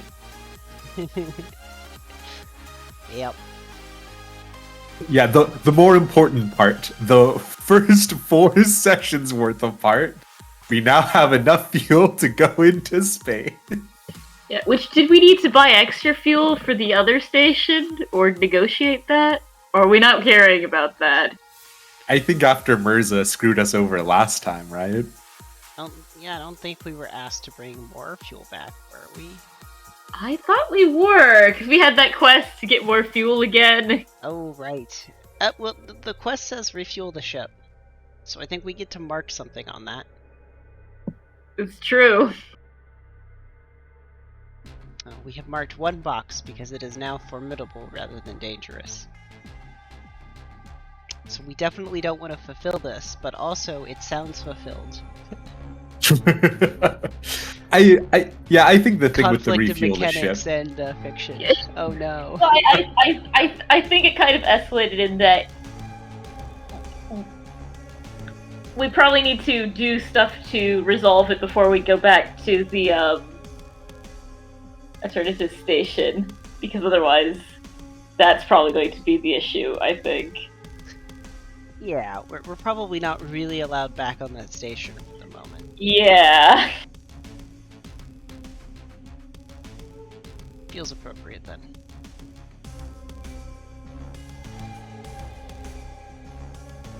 Cool. But we now have enough fuel to go somewhere else and have it not be our problem for a while.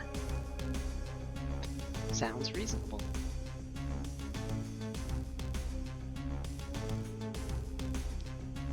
I think there's probably a scene afterwards, is like you conclude this transaction, where Sevens like stumbles into you guys and is like, "All right, boss, listen, I got it all figured out.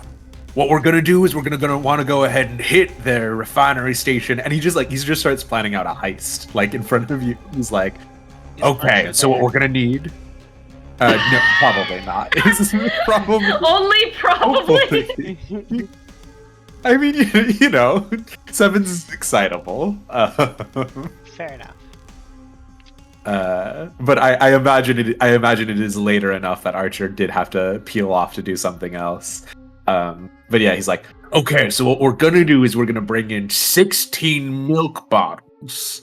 You know, the opaque ones that you can't see what the color is on the outside. We'll go ahead and tap the pipes.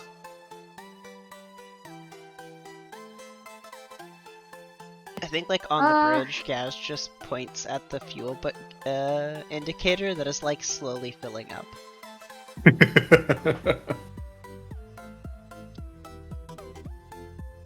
Oh. Well, I mean, that works too. How'd you get it, boss? Paid for it? You This did last one, what? like, the biggest question mark.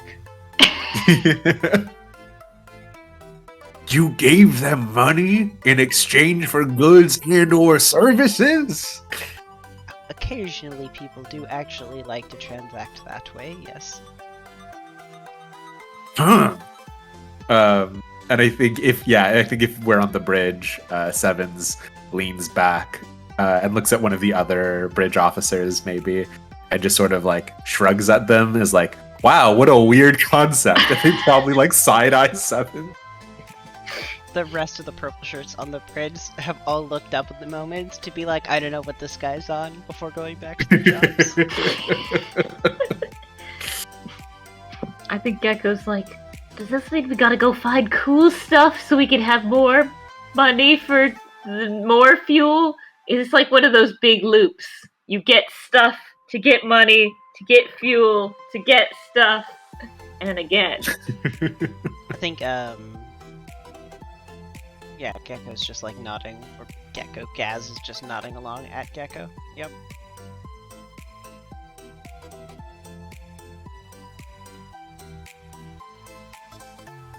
So.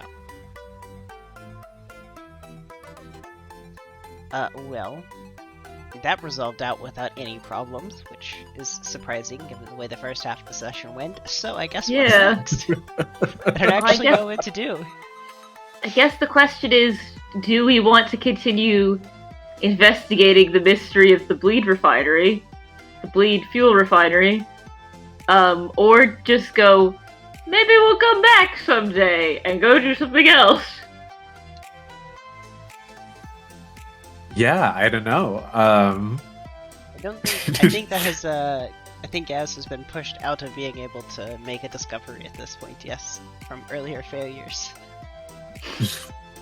We can come back to it. You have some leads to pursue when they're less aware. Yes. When it's less pressing for That's- us to have acquired fuel. That's actually very fair. I didn't even think about it. Now, instead of stopping at Eternitas Station, which is supposed to be our way in and out of the Outer Rim, right? We just do the Beowulf fuel refinery instead. I'm kind of into that though. Well, the gate is at Eternitas Station, I think, is potentially the issue. Oh no!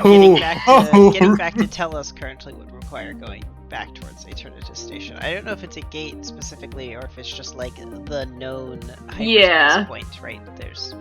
You don't have to transit by a gate. That's fair. Transit that isn't, but I assume it is something like. I assumed it is something like starts without numbers, right? Where you have to have a known path. So. Just to avoid flying into a sun. Yeah, stars are quite dangerous to fly into. What? I know. They're quite warm. Something about physics. I don't know. That sounds easy. Just do decay bleed. Decay the whole sun. You're gonna ruin someone's day. Easy peasy. Fair enough. Well, with that, maybe we should see what we're heading off on a new adventure then. I guess we should double check and make sure there's not any vows we think we fulfilled in discovering this new station. I don't know if cataloging a new expanse of space gets counted here. I don't think so because it was already cataloged, presumably. They live here. Fair enough. I guess this depends on the definition of catalog a new expanse of space. Yeah. Did you mark one before for the new area we found, though? Because No. if not... Yeah, I would take it for that one. Cool. Retroactively marking a thing on that. Yeah. Anybody else have Yes, a good. vow of theirs we've worked on? My vows are discover technologies lost to the glitch, which we did not do, and fix Nereo Station, which we also did not do. So I don't think mine apply. Probably not. Mine is, become become an agent handler for Wolf, which is not relevant to anything that we've seen on screen so far, so don't worry about it. You did attempt to do a lot of crime, but we did just do a normal business transaction instead. I cannot believe I was saying during the break, I was like, oh, there's some reason why we can't just buy it, right? And they were like, and we all were like, no, I don't think there is, actually. The reason was we did not try. Oh, God. All right, so yeah. I think the question now is to boldly go where no folks have ever gone before, right, guys? Yeah. Yep.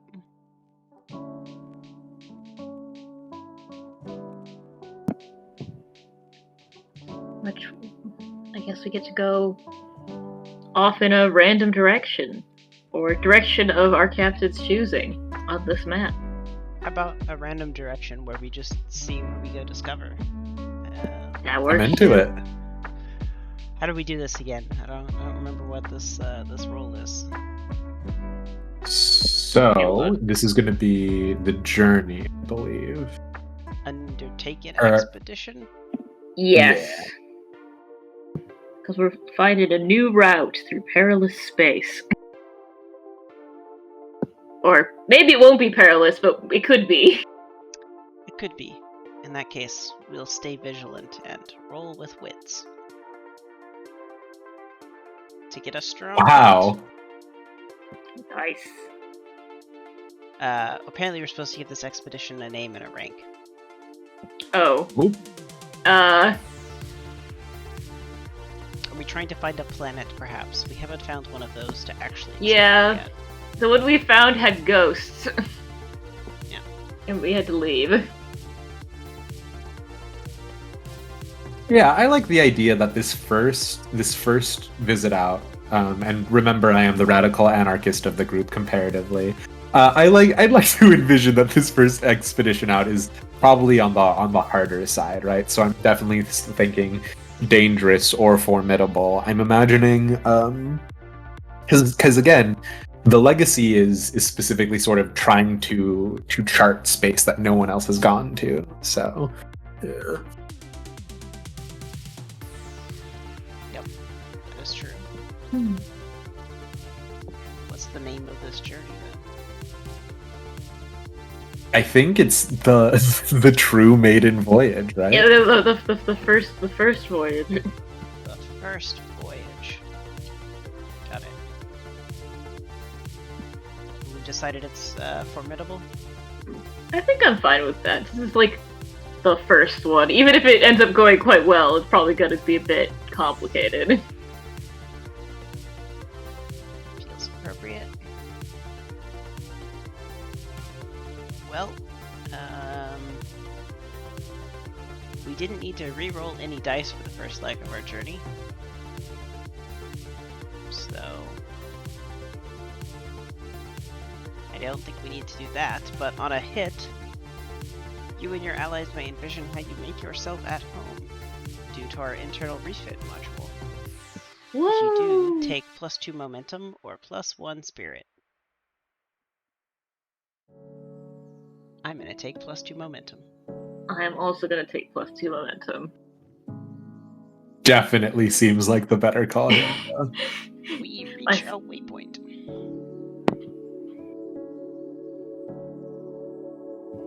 I guess we can just ask space, what do we find?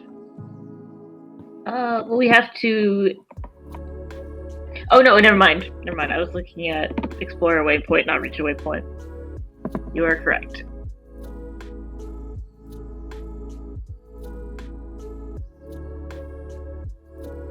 Yeah. Envision the location and mark progress per the rank of the expedition. I think we were just rolling on the space thing in the orb table, right? Yeah. Space sightings.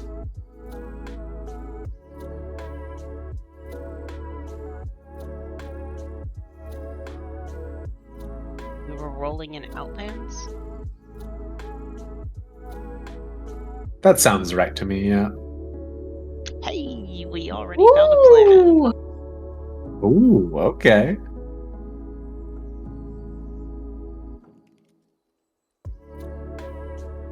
Which I feel like has additional rolls to figure out stuff about it. Mm-hmm. Planetary class. We can choose peril, but maybe it's perfect there. And then planet side opportunity, and then yeah, we could get more details about it depending on what we're looking for. Yeah, I think we just get do they have temperatures and things? I think that's under class. Yeah. So we get the class, and then when we actually choose, let's say, desert world, for example, then there is atmosphere and. Oh, these tables are actually really cool. Okay, so we need to figure out what type of planet it is. Another one! Jovian world. That does track. I think they're It's one of a the more massive common planet ones. with vast layers of dense gases surrounding a rocky small core. Please do not be haunted by ghosts. It turns out it's the same one! We've got in a circle. It has a toxic atmosphere. Yikes, okay. And what else is there's an observed from space thing. It has severe electrical storms. Oh! It has a descriptor plus focus. Please hold. That's a different oracle table. Mm-hmm. Yeah. It is infested. Huh. Rendezvous. It's an infested rendezvous? Sometimes random combinations make no sense. We could fudge this a little bit, right? Like maybe I don't know what it's infested with. We'll have to figure that one out. But oh no, of course. This is where okay, again, radical anarchist of the three of us. This is where all of the space criminals in the area meet. And it's infested with Why do they meet here? because it sucks and no one wants to be here. It's like oh god, what is that pirate city? Like not the actual city, but the one where it was a bunch of boats that just keep coming in, and it's just probably some sort of flotilla. Yeah. I mean, I suppose it could be that. Maybe? That feels like a very reasonable departure from our other encounters.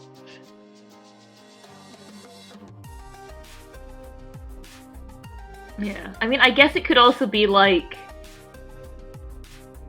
maybe it's somewhere that a particular kind of space fauna gather for some reason. Ooh. Next, you're gonna tell me there's a flock of baby white whales here. No. Sevens But pulls a harpoon out from under the desk. I do like the space fauna idea, though. That one is actually much Yeah. better, yeah. Just because I feel like the other one's a little bit close to what Nereo Station was. I'm not gonna lie, after you suggested the migratory fauna, I did remember that is literally what Nereo Station was. Yeah. Well, it's what Nereo Station kind of wanted to be. They were the startup version of that. So yeah, I am super game for what kind of megafauna do we have? I feel like we have some sort of megafauna that could interact with electricity already. Let me look at the dock. Yeah, I'm pulling it up as well. I believe it's also on the wiki. It is probably because I think Kit put it on the wiki. Feels like the appropriate person who would have. Yep. Shout out to Kit. Oh They're yeah. very good. Oh yeah. Yeah. Yeah, it could also be a Tahorify fauna suggestion too. Yeah.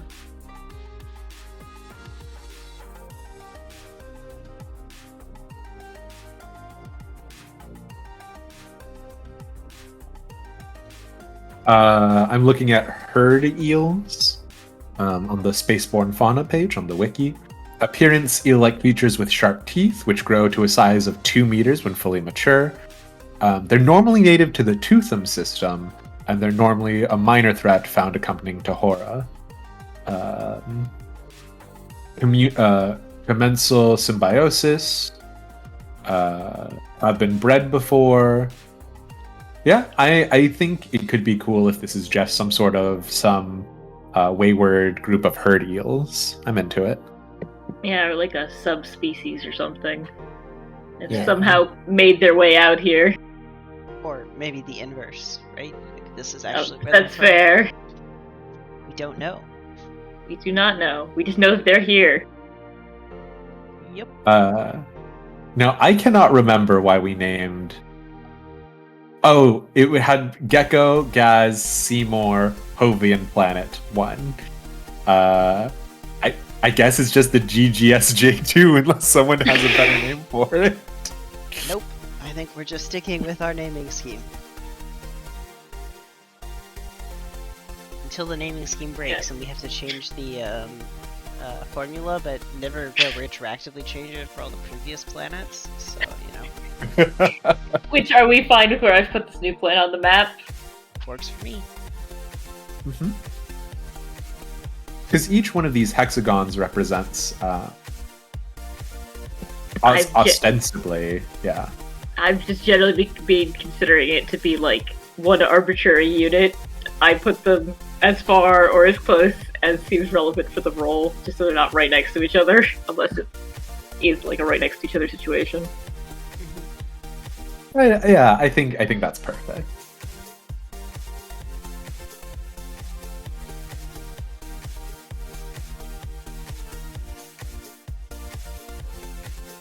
Now the real question is, do you want to interact with this planet at all? Sounds quite difficult to do so. Yeah. Because I can't imagine anything useful coming from GGSJ2s, so I think we just keep going, right? I guess the only big thing really would be there is a chance to find alien technology on such a planet. Oh, there is! Oh. You could have not reminded me, and Gecko would have taken a nap. They would have been happily sorting their boxes. I could have, but I didn't. Yes, so true. Yeah, I think much in the way that Seymour was dejected last time we left without exploring the planet, Gecko will come over and be like, "We're gonna go look, right?" Well, we did take a look last time. What's the worst that could happen? We were Oh, fine no. last time. Quite. Perhaps you should lead this exploration? I can try. Cool. You want to make Explore a waypoint roll? Yes, I will do so.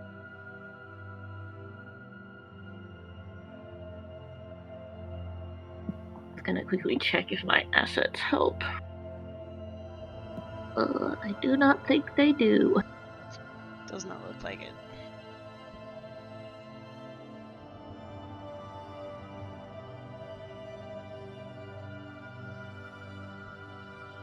We do have the Luna unofficially Mark II because of Gecko, so... Why is it unofficially Mark II? Because ostensibly we bought the Luna Mark I from someone.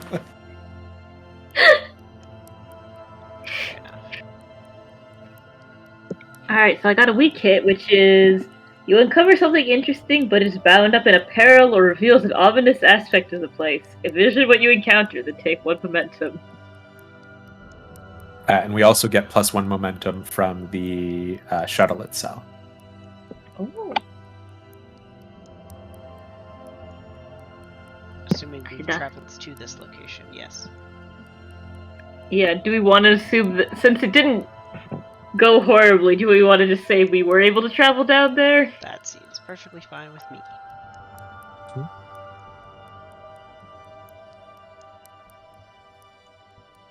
Alright, cool. So, I guess, is there a waypoint table?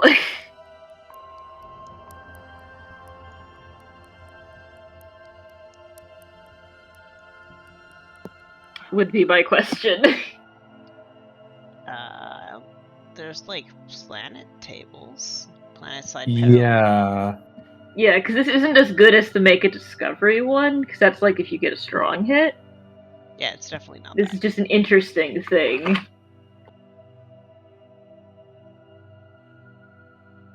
Yeah, I mean, I think you get the either planet side opportunity, and we have to come up with the peril, or a peril and an opportunity, right? Did we discover if this world was life bearing? I don't know. No. Oh, well, there we go. Nope, no life on world, but we do know there's megafauna that come by and visit. They just chill nearby. Yeah, so I think we could roll for opportunity and peril, yeah.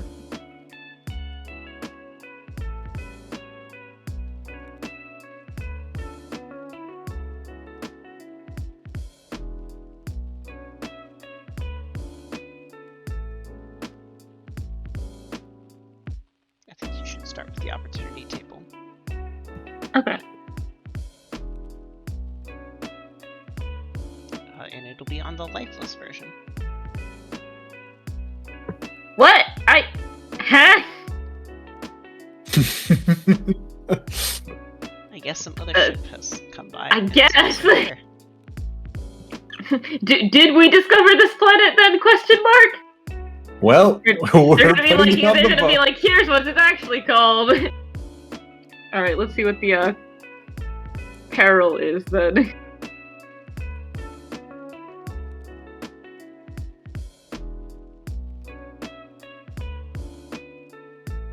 Oh, we found some radiation. Did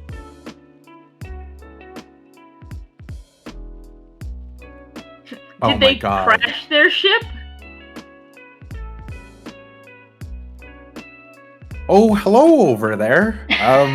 It's good to see you. I seem to be in a spot of trouble. Are comms networks just interoperable? Remember, this place has a toxic atmosphere. Yeah. No, he does it in semaphore flag, actually. I think he just But waves and like. Mm-hmm.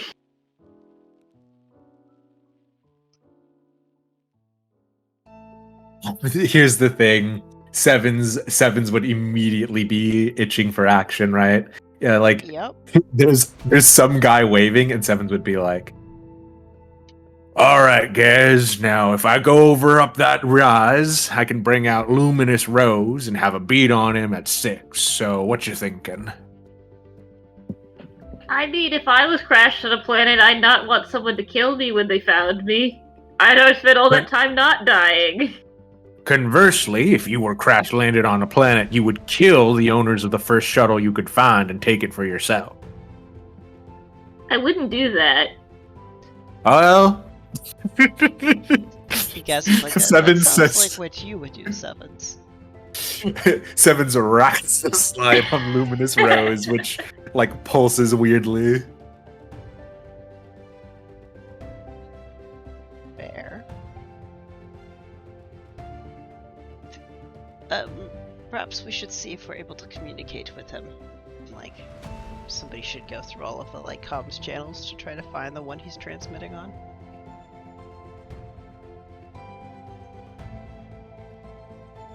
I'm trying to remember. I think for just my own vanity, I said Sevens was the gunner. But I imagine the shuttle doesn't actually have a gun, right? So. Don't remember.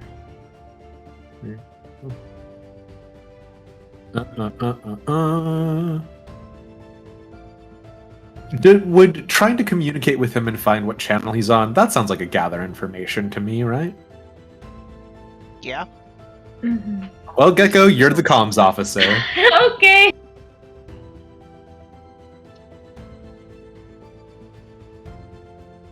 The end result seems like figuring out how he got stuck here, so it's Yeah. definitely some information.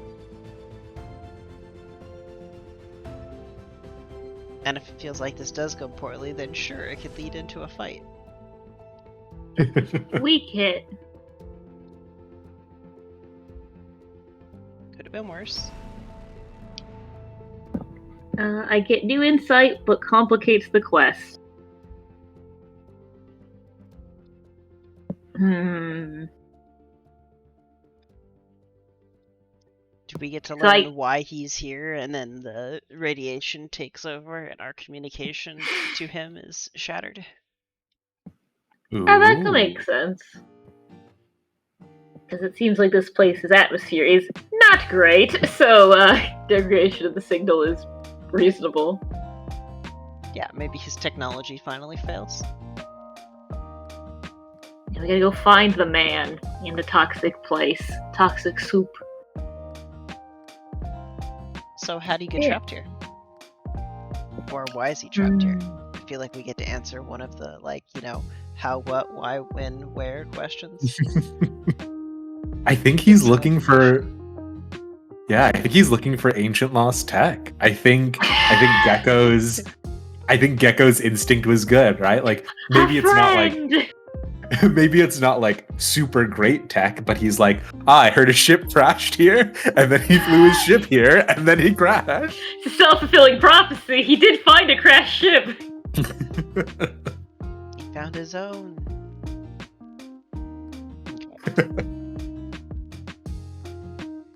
Fair enough.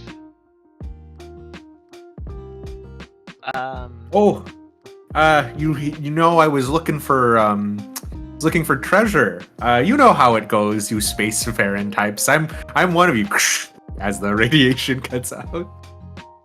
I think it also means we can't fly our ship, right? Like, it would be too dangerous for the moment. Probably so, given the electrical storms, at least.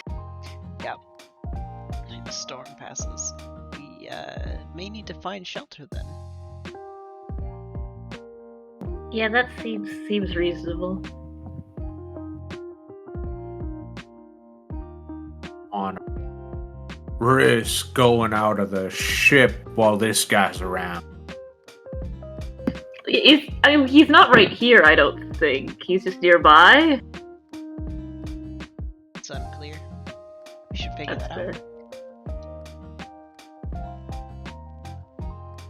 What do people think? I imagine, like maybe a mile or two away. Like close enough that we can see him, but far enough away that obviously, we can't communicate with him by word of mouth. Not that we could do that in a toxic atmosphere anyway. You know. How's that sound, Zenith? Works for me. Cool.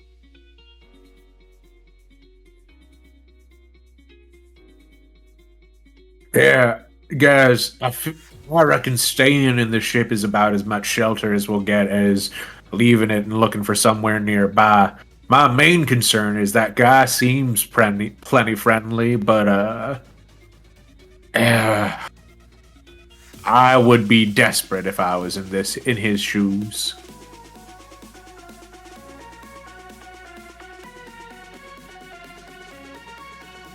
Perhaps it's a good thing you're not. I mean, I could go out and have a little looky round, just a little one to see. Sounds reasonable. Perhaps you'd fare better in the current atmosphere than.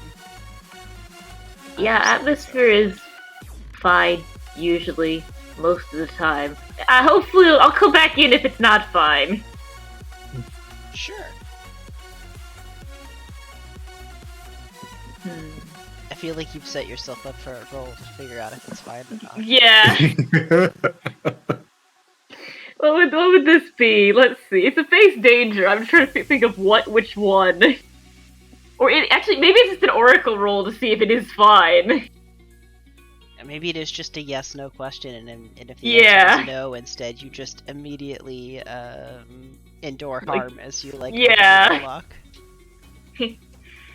I mean, I do we think it's likely? Because toxic can be toxic in different ways, but toxic and corrosive are distinct. Yeah, they're usually distinct in this system. Let's look. Where's this table? So it could have had a toxic or a corrosive environment. Yep. Okay. Yeah, so it's probably unlikely, I would say. Right? Unlikely. Okay, so small chance then, or unlikely? I think small chance is more Okay. that you're actually affected by it. The answer says no. Cool, so you're perfectly able to explore.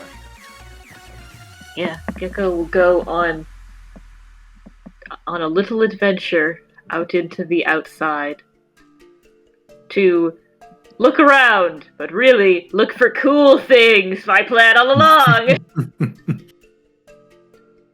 I think Gaz and Sevens will just there's now a holographic screen in between us, and we have a very bad map of the planet from the ship has been scanning the interior core, but it's it was struggling to do so well because of all the electrical interference, and we just we see the blip for Gecko, and then it looks like you're on the other side of the planet, and then it looks like you're back on top of the ship, and then it looks like you're 20 feet away, and then it looks like you're back on top of the ship again, and I think Gaz just goes, I think we're just going to have to hope they get back. I don't think the tracking is going to work. I think Sevens nods at you and then reaches into his coat and pulls out a metal flask and puts it down and says, Bet you Gecko will meet the guy and he'll be a real weirdo. Gaz, I think, just goes back to watching the computer screen.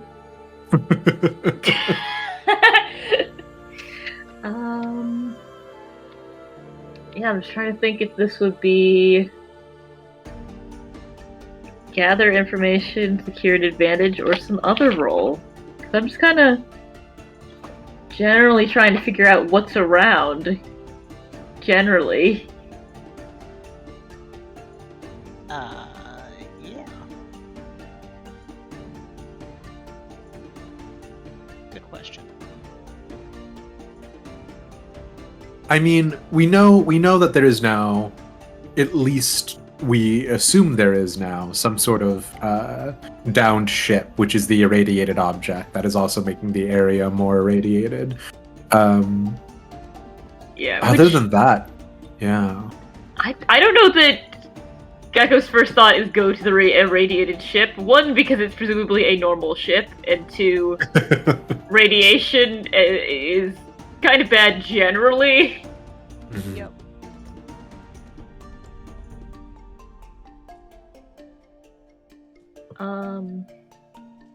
Yeah, I think right now they're just kind of looking at the immediate area around our ship to see what's there. So I'll do a gather information for that. Just kind of see the vibe of the area.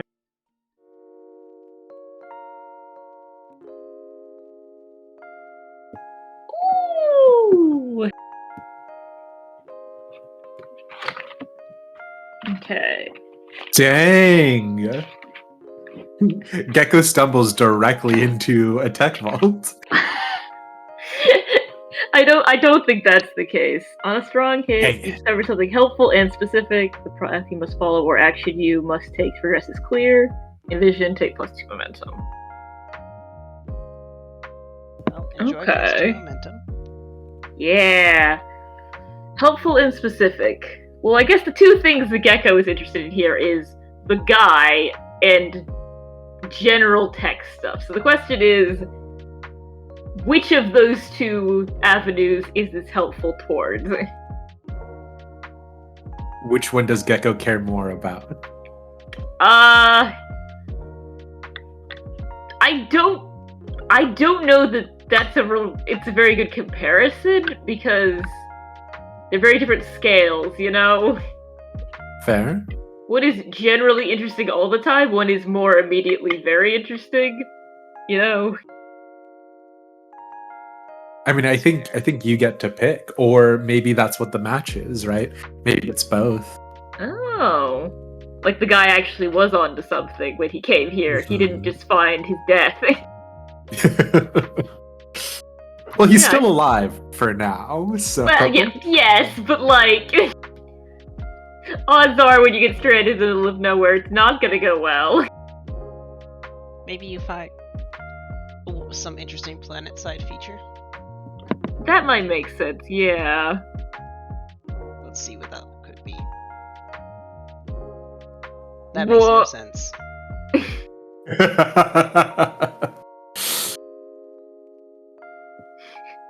We can roll something else. Perhaps we should. Yeah, because at least in this area doesn't. Zones. Ooh, maybe that's how he's not dead. Yeah, Oh, maybe that's what it is. You get to nice. the top of a hill, and like all of a sudden, it's no longer a toxic atmosphere. That's pretty cool. It's like perfectly normal. The electrical fields seem to be perfectly fine for you. Do we even want to go one step further and say maybe that's the tech? Maybe this pocket of localized atmosphere is sort of being generated by some sort of stanchion or something. That seems plausible, yeah. Yeah. You've identified there's something here to find. Okay. Yeah, there's Should like. definitely make a note. Yeah.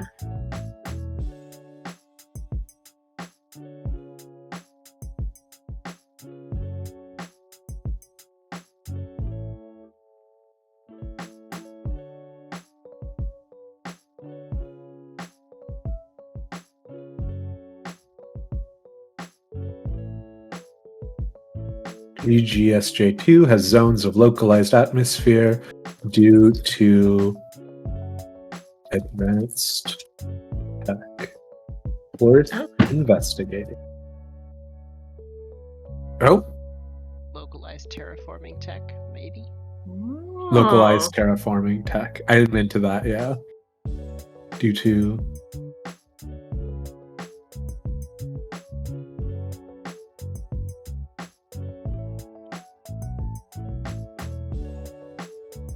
excuse me. Okay.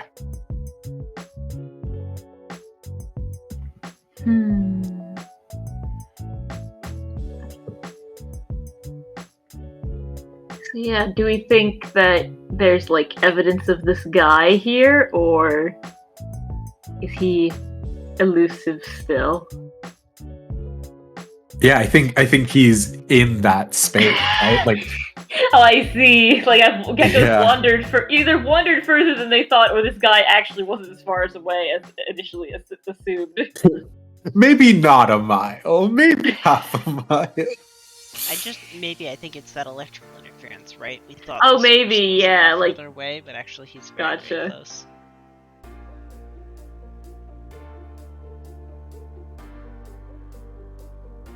That would make some sense. Oh, hello, friend. Are you here to maybe help rescue me? Yes. I also did not know you were in here, so I did not know there was a here first. But yes, I think you cannot go out without more help. I will have to come back and, because I don't think you can come out in the out right now. Oh, no worries. This is terribly exciting for me, as this is my first salvage claim. So, I'm really looking forward to it, and I can wait a little while. What do you mean?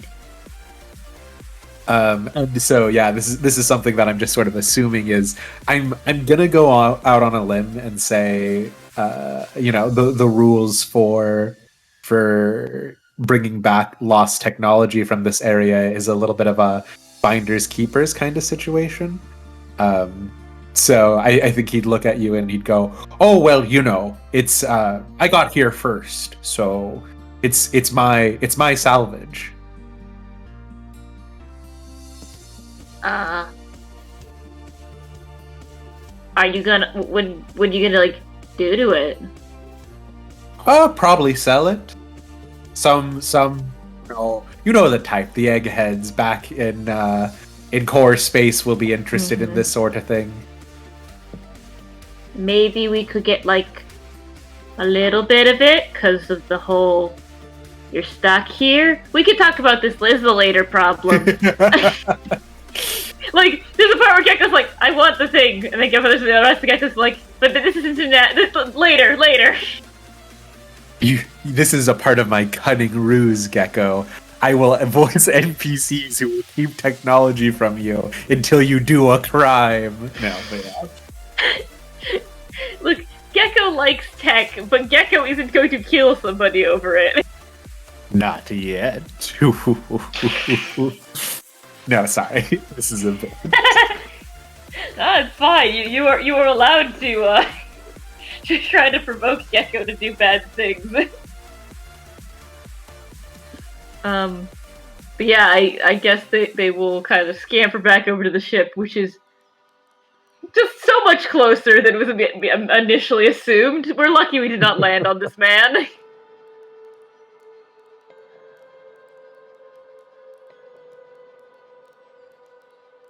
Yes, I guess they'll come over and like cycle through the airlock. Yeah, come in the airlock and kind of like wait for it to do its little decontamination thing, because I have to assume there's some sort of feature for that if we're going on exploring on unknown worlds.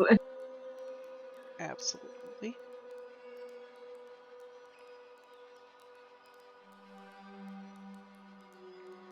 Gecko, was he a weirdo or what?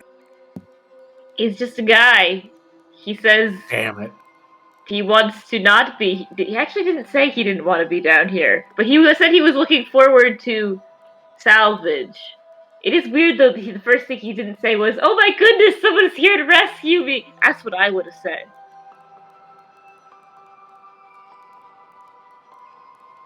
But yes, environment suit, question mark? He's not very far away, but I don't quite... Would that be fine? Do we have an environment suit on hand for him to borrow? I That don't sounds know, like that's what I came to ask. Yeah, that sounds like a check our equipment roll to me. Yeah. Yeah, it does. Yeah, sevens will get up and go to a nearby, you know, probably some sort of like standing locker, pull it open. Wow. Now Oh. see, here's the question. Oh Do no I no want no. Here's the question. Uh do I want to spend the momentum to save this man? Or Well, do I want to murder him? I was gonna ask if you should have been rolling with the ship's one, but it wouldn't actually matter because an 8 would just match them as still. Yeah. So I'll burn the momentum. So sevens opens it up and it's absolutely empty. And he will look over to you, Gaz, and he'll go, boss, there's nothing in these lockers.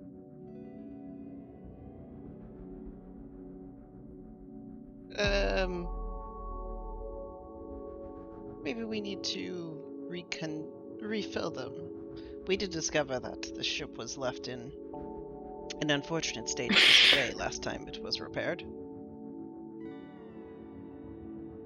Oh, you know what? And sevens will go to probably like some floor panel inside of it, inside of the shuttle, and like kick it basically, hit it with the heel of his boot, and he'll go.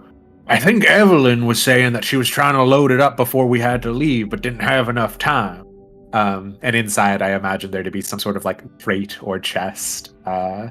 And with the me burning enough momentum to make it a hit with a strong hit with a match. I think we don't even need to test whether or not the gear is able to survive in this environment. I think it's like some extra hardy stuff, right?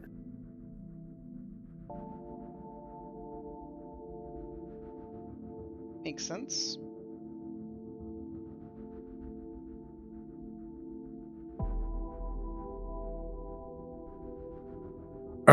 If you want, Gecko, I can go out there with you and bring the spare. that's good to me. It's not you. It's not even like that far away. Only like 2 hills. And you're sure he's not a weirdo, right? I don't think he is. But I didn't give him a quiz or anything. Should I have given him like a survey?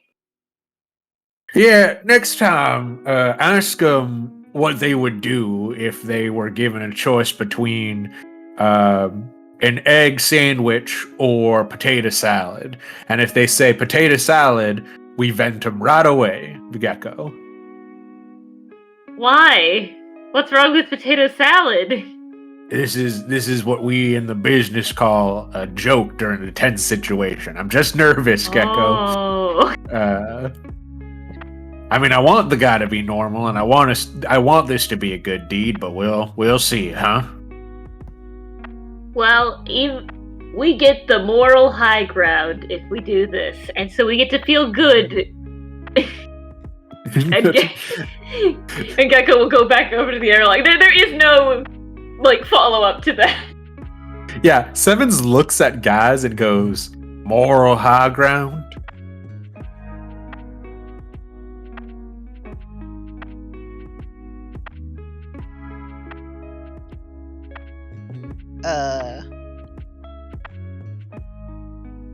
Well, currently he has the high ground. Don't know about the moral high ground, though.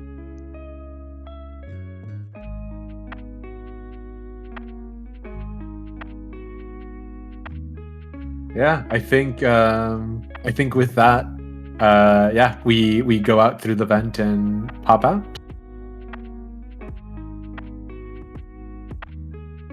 I think Gaz goes back to staring at this computer screen that can't manage to get a lock on your locations. And it's just like eating a snack.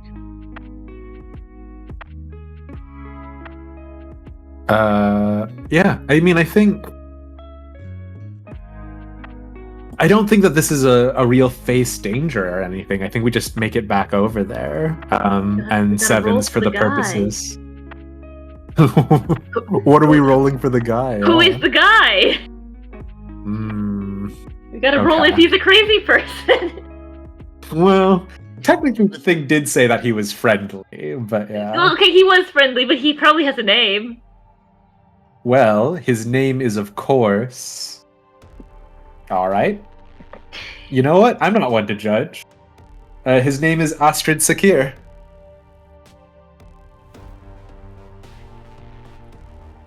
And is he? We'll gather information to try and find out more about him later. But yeah. Let's do our first look at this boy, huh? He is very plain. Cool game. Befitting of someone who's been stranded on a planet for Huh? an indeterminate amount of time. You know, he didn't. It's very friendly. True. Oh, you're back. Sorry my accent's been going all over the place, but I'm really glad you're here.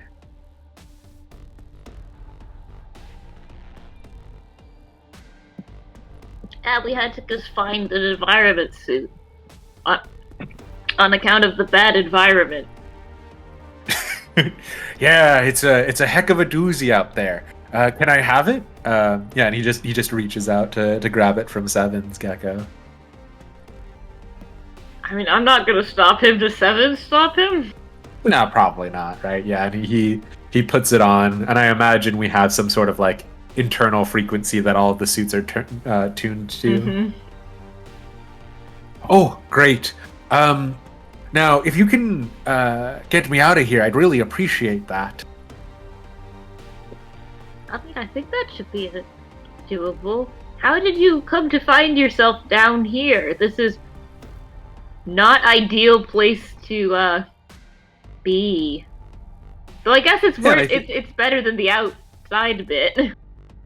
Yeah, I think he thumbs over, right, and there's the wreckage of his ship nearby. And I think it's smaller than the IFS Legacy, right? Like I think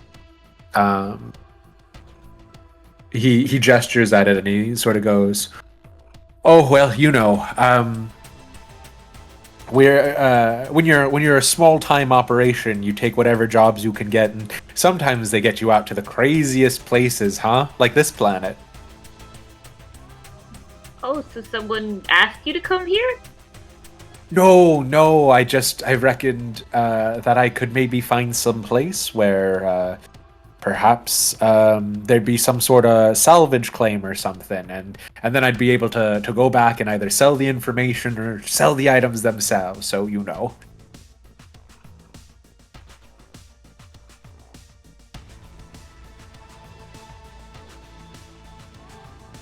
Oh, so you were looking for. Okay. Well, how did you get here? Points to the ground. You know. Oh. Well, my ship is capable of was, I should say, capable of atmospheric re-entry, so I just assumed that I'd be able to land it, huh? Oh. Gecko has a mental flashback to the previous planet. I see. No further questions.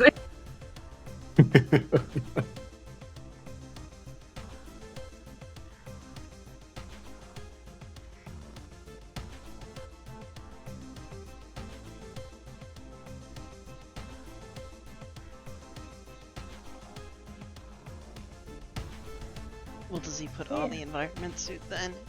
We'll make your way back over to our ship.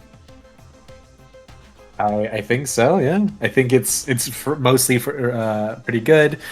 Sevens probably is walking behind him, gun in hand, sort of ostensibly to watch over the group, but very definitively to watch over Astrid. And yeah, they get in.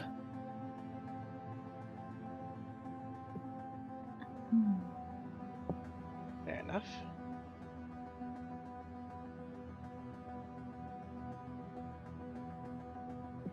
Yeah, I think there's a moment where Gecko's like kind of looks back at the atmosphere bubble before kind of going back over to the ship. Like they kind of are interested in its whole deal, but they do kind of acknowledge that we're not really prepared to do any sort of in-depth investigation of whatever this weird bubble is. Yeah, not at the moment. Yeah. It's more of a come back for later. Yeah, I think for the interim we have a new purple shirt, right? Because I imagine Astrid is going to ask for us to. I imagine Astrid is going to ask for us to go to, like whatever nearest station to get him back to civilization. But he's stuck with whatever we say, and from so far, I don't think the guy is particularly combative. I think he's just like, oh well, as long as you recognize my right to the salvage here, I'd be happy to pay you for the transportation.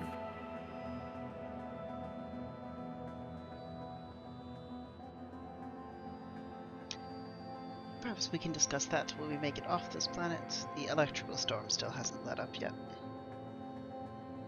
Oh right, no, forgive me, yeah.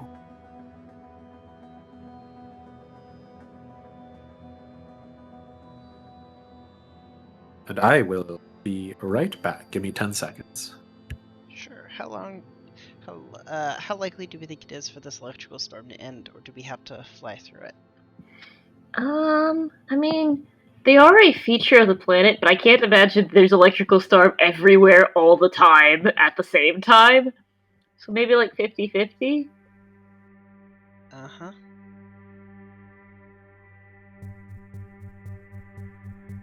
Makes sense. Yeah. Do you want me to roll it, or do you want to roll it? I'm happy to roll, because you just did the last exploration thing. Sounds good to me. 50. The answer is no. Oh. I don't like that the answer is no.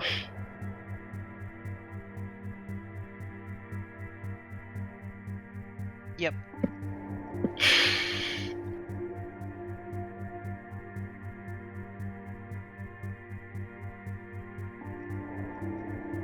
Guess we're having to fly through the storm, because it doesn't sound like it's letting up. Yeah, and we don't want the ship to just be sitting up there doing its thing if the eels might come back. No, we don't actually know if they're anything harmful, do we? Well, I'm trying to remember if there's two kinds of eels. One of them drills holes in ships and the other one doesn't, and I don't remember which one is which. It's a good thing our characters don't know either. Fair enough. Then this feels like there's a move. Yeah. Face danger? Probably face danger.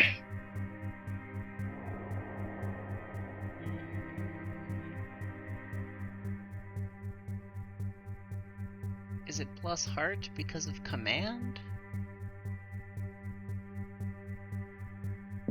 I guess it's a question of, is the approach being used like Gaz trying to like coordinate everybody to get the shuttle to be Gaz is just trying to be a hotshot pilot. Fair enough. So maybe that's more expertise. It could be expertise, it could also be speed. I think you could pick between them. Well, I will go with expertise. That's a much better roll.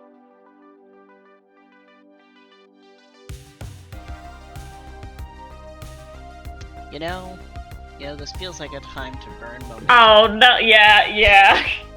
From a complete miss to a strong hit. And I get +1 momentum out of that. Congratulations. So, We don't want to also crash on the planet with after like, oh man, we're back. Yeah, so we're able to escape the electrical storms and make our way back up to our ship.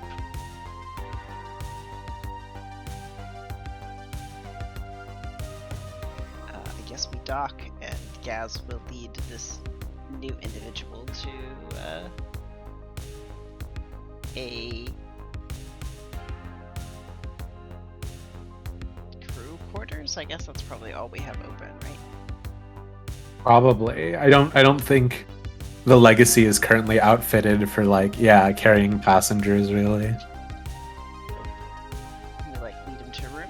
You're welcome to stay here until we end up at the next station you'd like to get off at.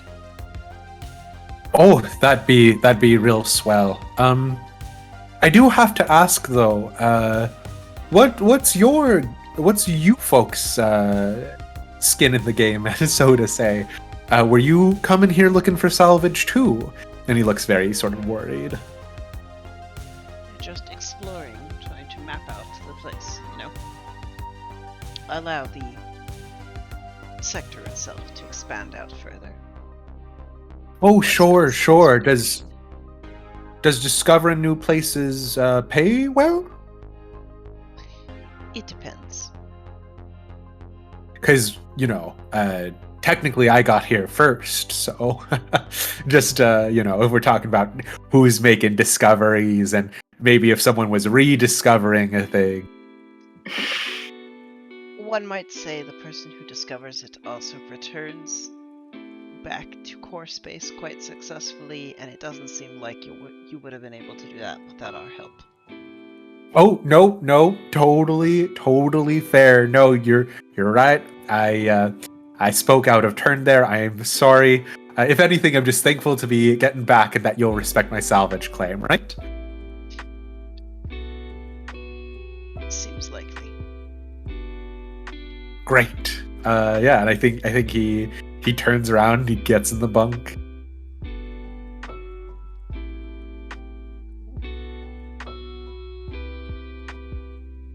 And I'm sure nothing will ever go wrong with Astrid. Look, Astrid owes us his life.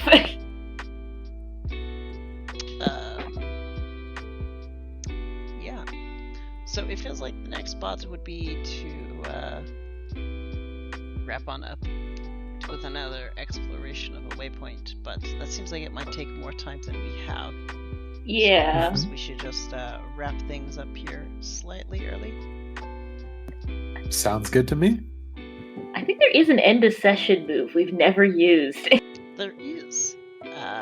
We've done some things with it, just incidentally, but when you end a significant session or chapter of play, reflect on the events of the game and identify any missed opportunities to mark progress. If you strengthened your ties to a connection, developed your relationship. If you moved forward on a quest, reach a milestone.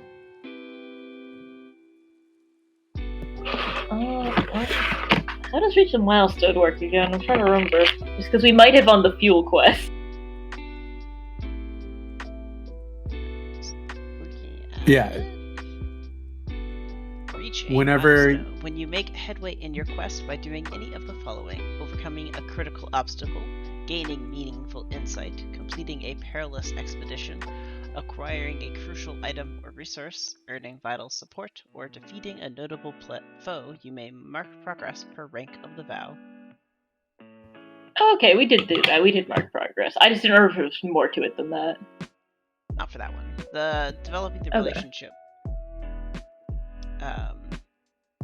has you mark progress on the relationship per rank of the connection. Okay.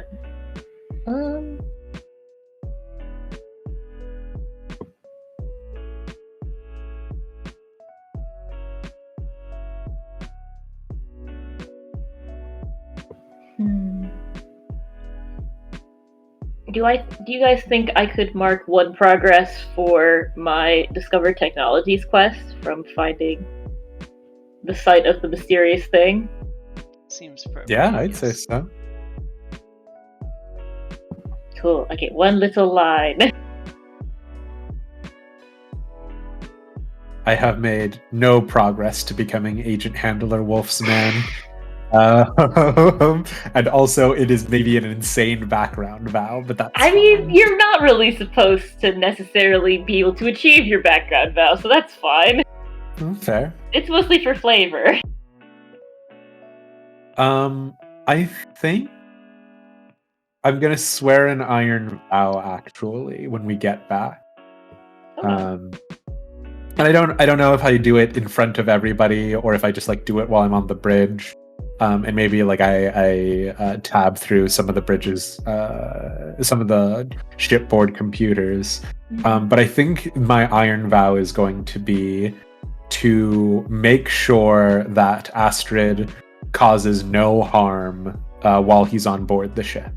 And I don't even think this is a I don't even think this is a particularly.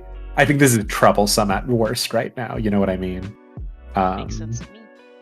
Yeah. Make sure Astrid causes no harm while. Because he's friendly at the moment, so Yeah. he's uninclined to do it without provocation. Yep. Wow. Good. Miss. Oh no. You must overcome a significant obstacle before you begin your quest. Envision what stands in your way. Can Seven just not get over how genuine and polite Astrid is? It is 100%. We have this like dark and brooding scene, and then the next scene is in the commissary. And Astrid and Sevens are just drinking out of his flask together. Oh, you're a bad influence on him. Oh no. Terrifying. You're gonna recruit this man as a free agent. Not the end of the world.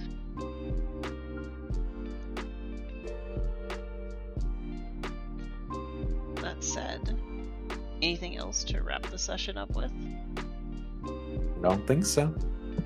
Yeah, nothing that comes to mind.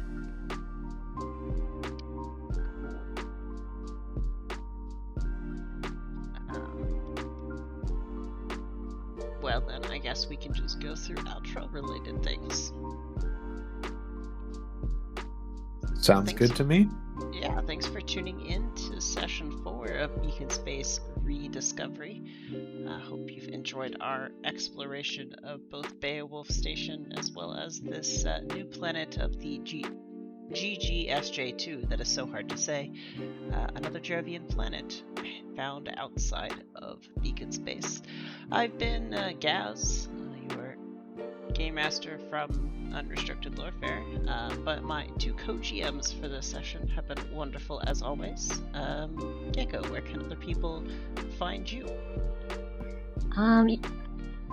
You can find me either doing my mod duties in Device Twitch chat or here on Unrestricted Lorefare during the faction turn, and usually the lore stream, though I don't always manage to make them. Or you could find me on the Unrestricted Lorefare Discord, just kind of generally being around. Fantastic. And my friend Sevens Demeist, where can one find you? Yeah, similarly, if you are in the Unrestricted Lorefare server, which I cannot highly recommend joining the Discord enough, there are free agent games that are broadcasted to the Discord and are also being uploaded to YouTube. Plus, I stream on twitch.tv/Demeist, which is DEMAISTE, and I got a Twitter and social media and the whole 9 yards that I don't use effectively, so it's a grand old time. Smile. But yeah, I don't do anything like this anywhere else, and frankly, I want to say, Lich, thank you so much for giving us the opportunity. Yeah, it has been fun. I think the next event for ourselves here, as I don't actually know if it'll be another rediscovery episode, or if it'll be the upcoming lore stream or faction turn stream. The exact next thing on this Twitch channel is yet to be decided, but if you're interested and want to figure it out, it'll at least be available in the Unrestricted Warfare Discord server. Until then, though, I think we can send you all off with some cool scenes, some cool music as we fade on out here. Thanks for joining us.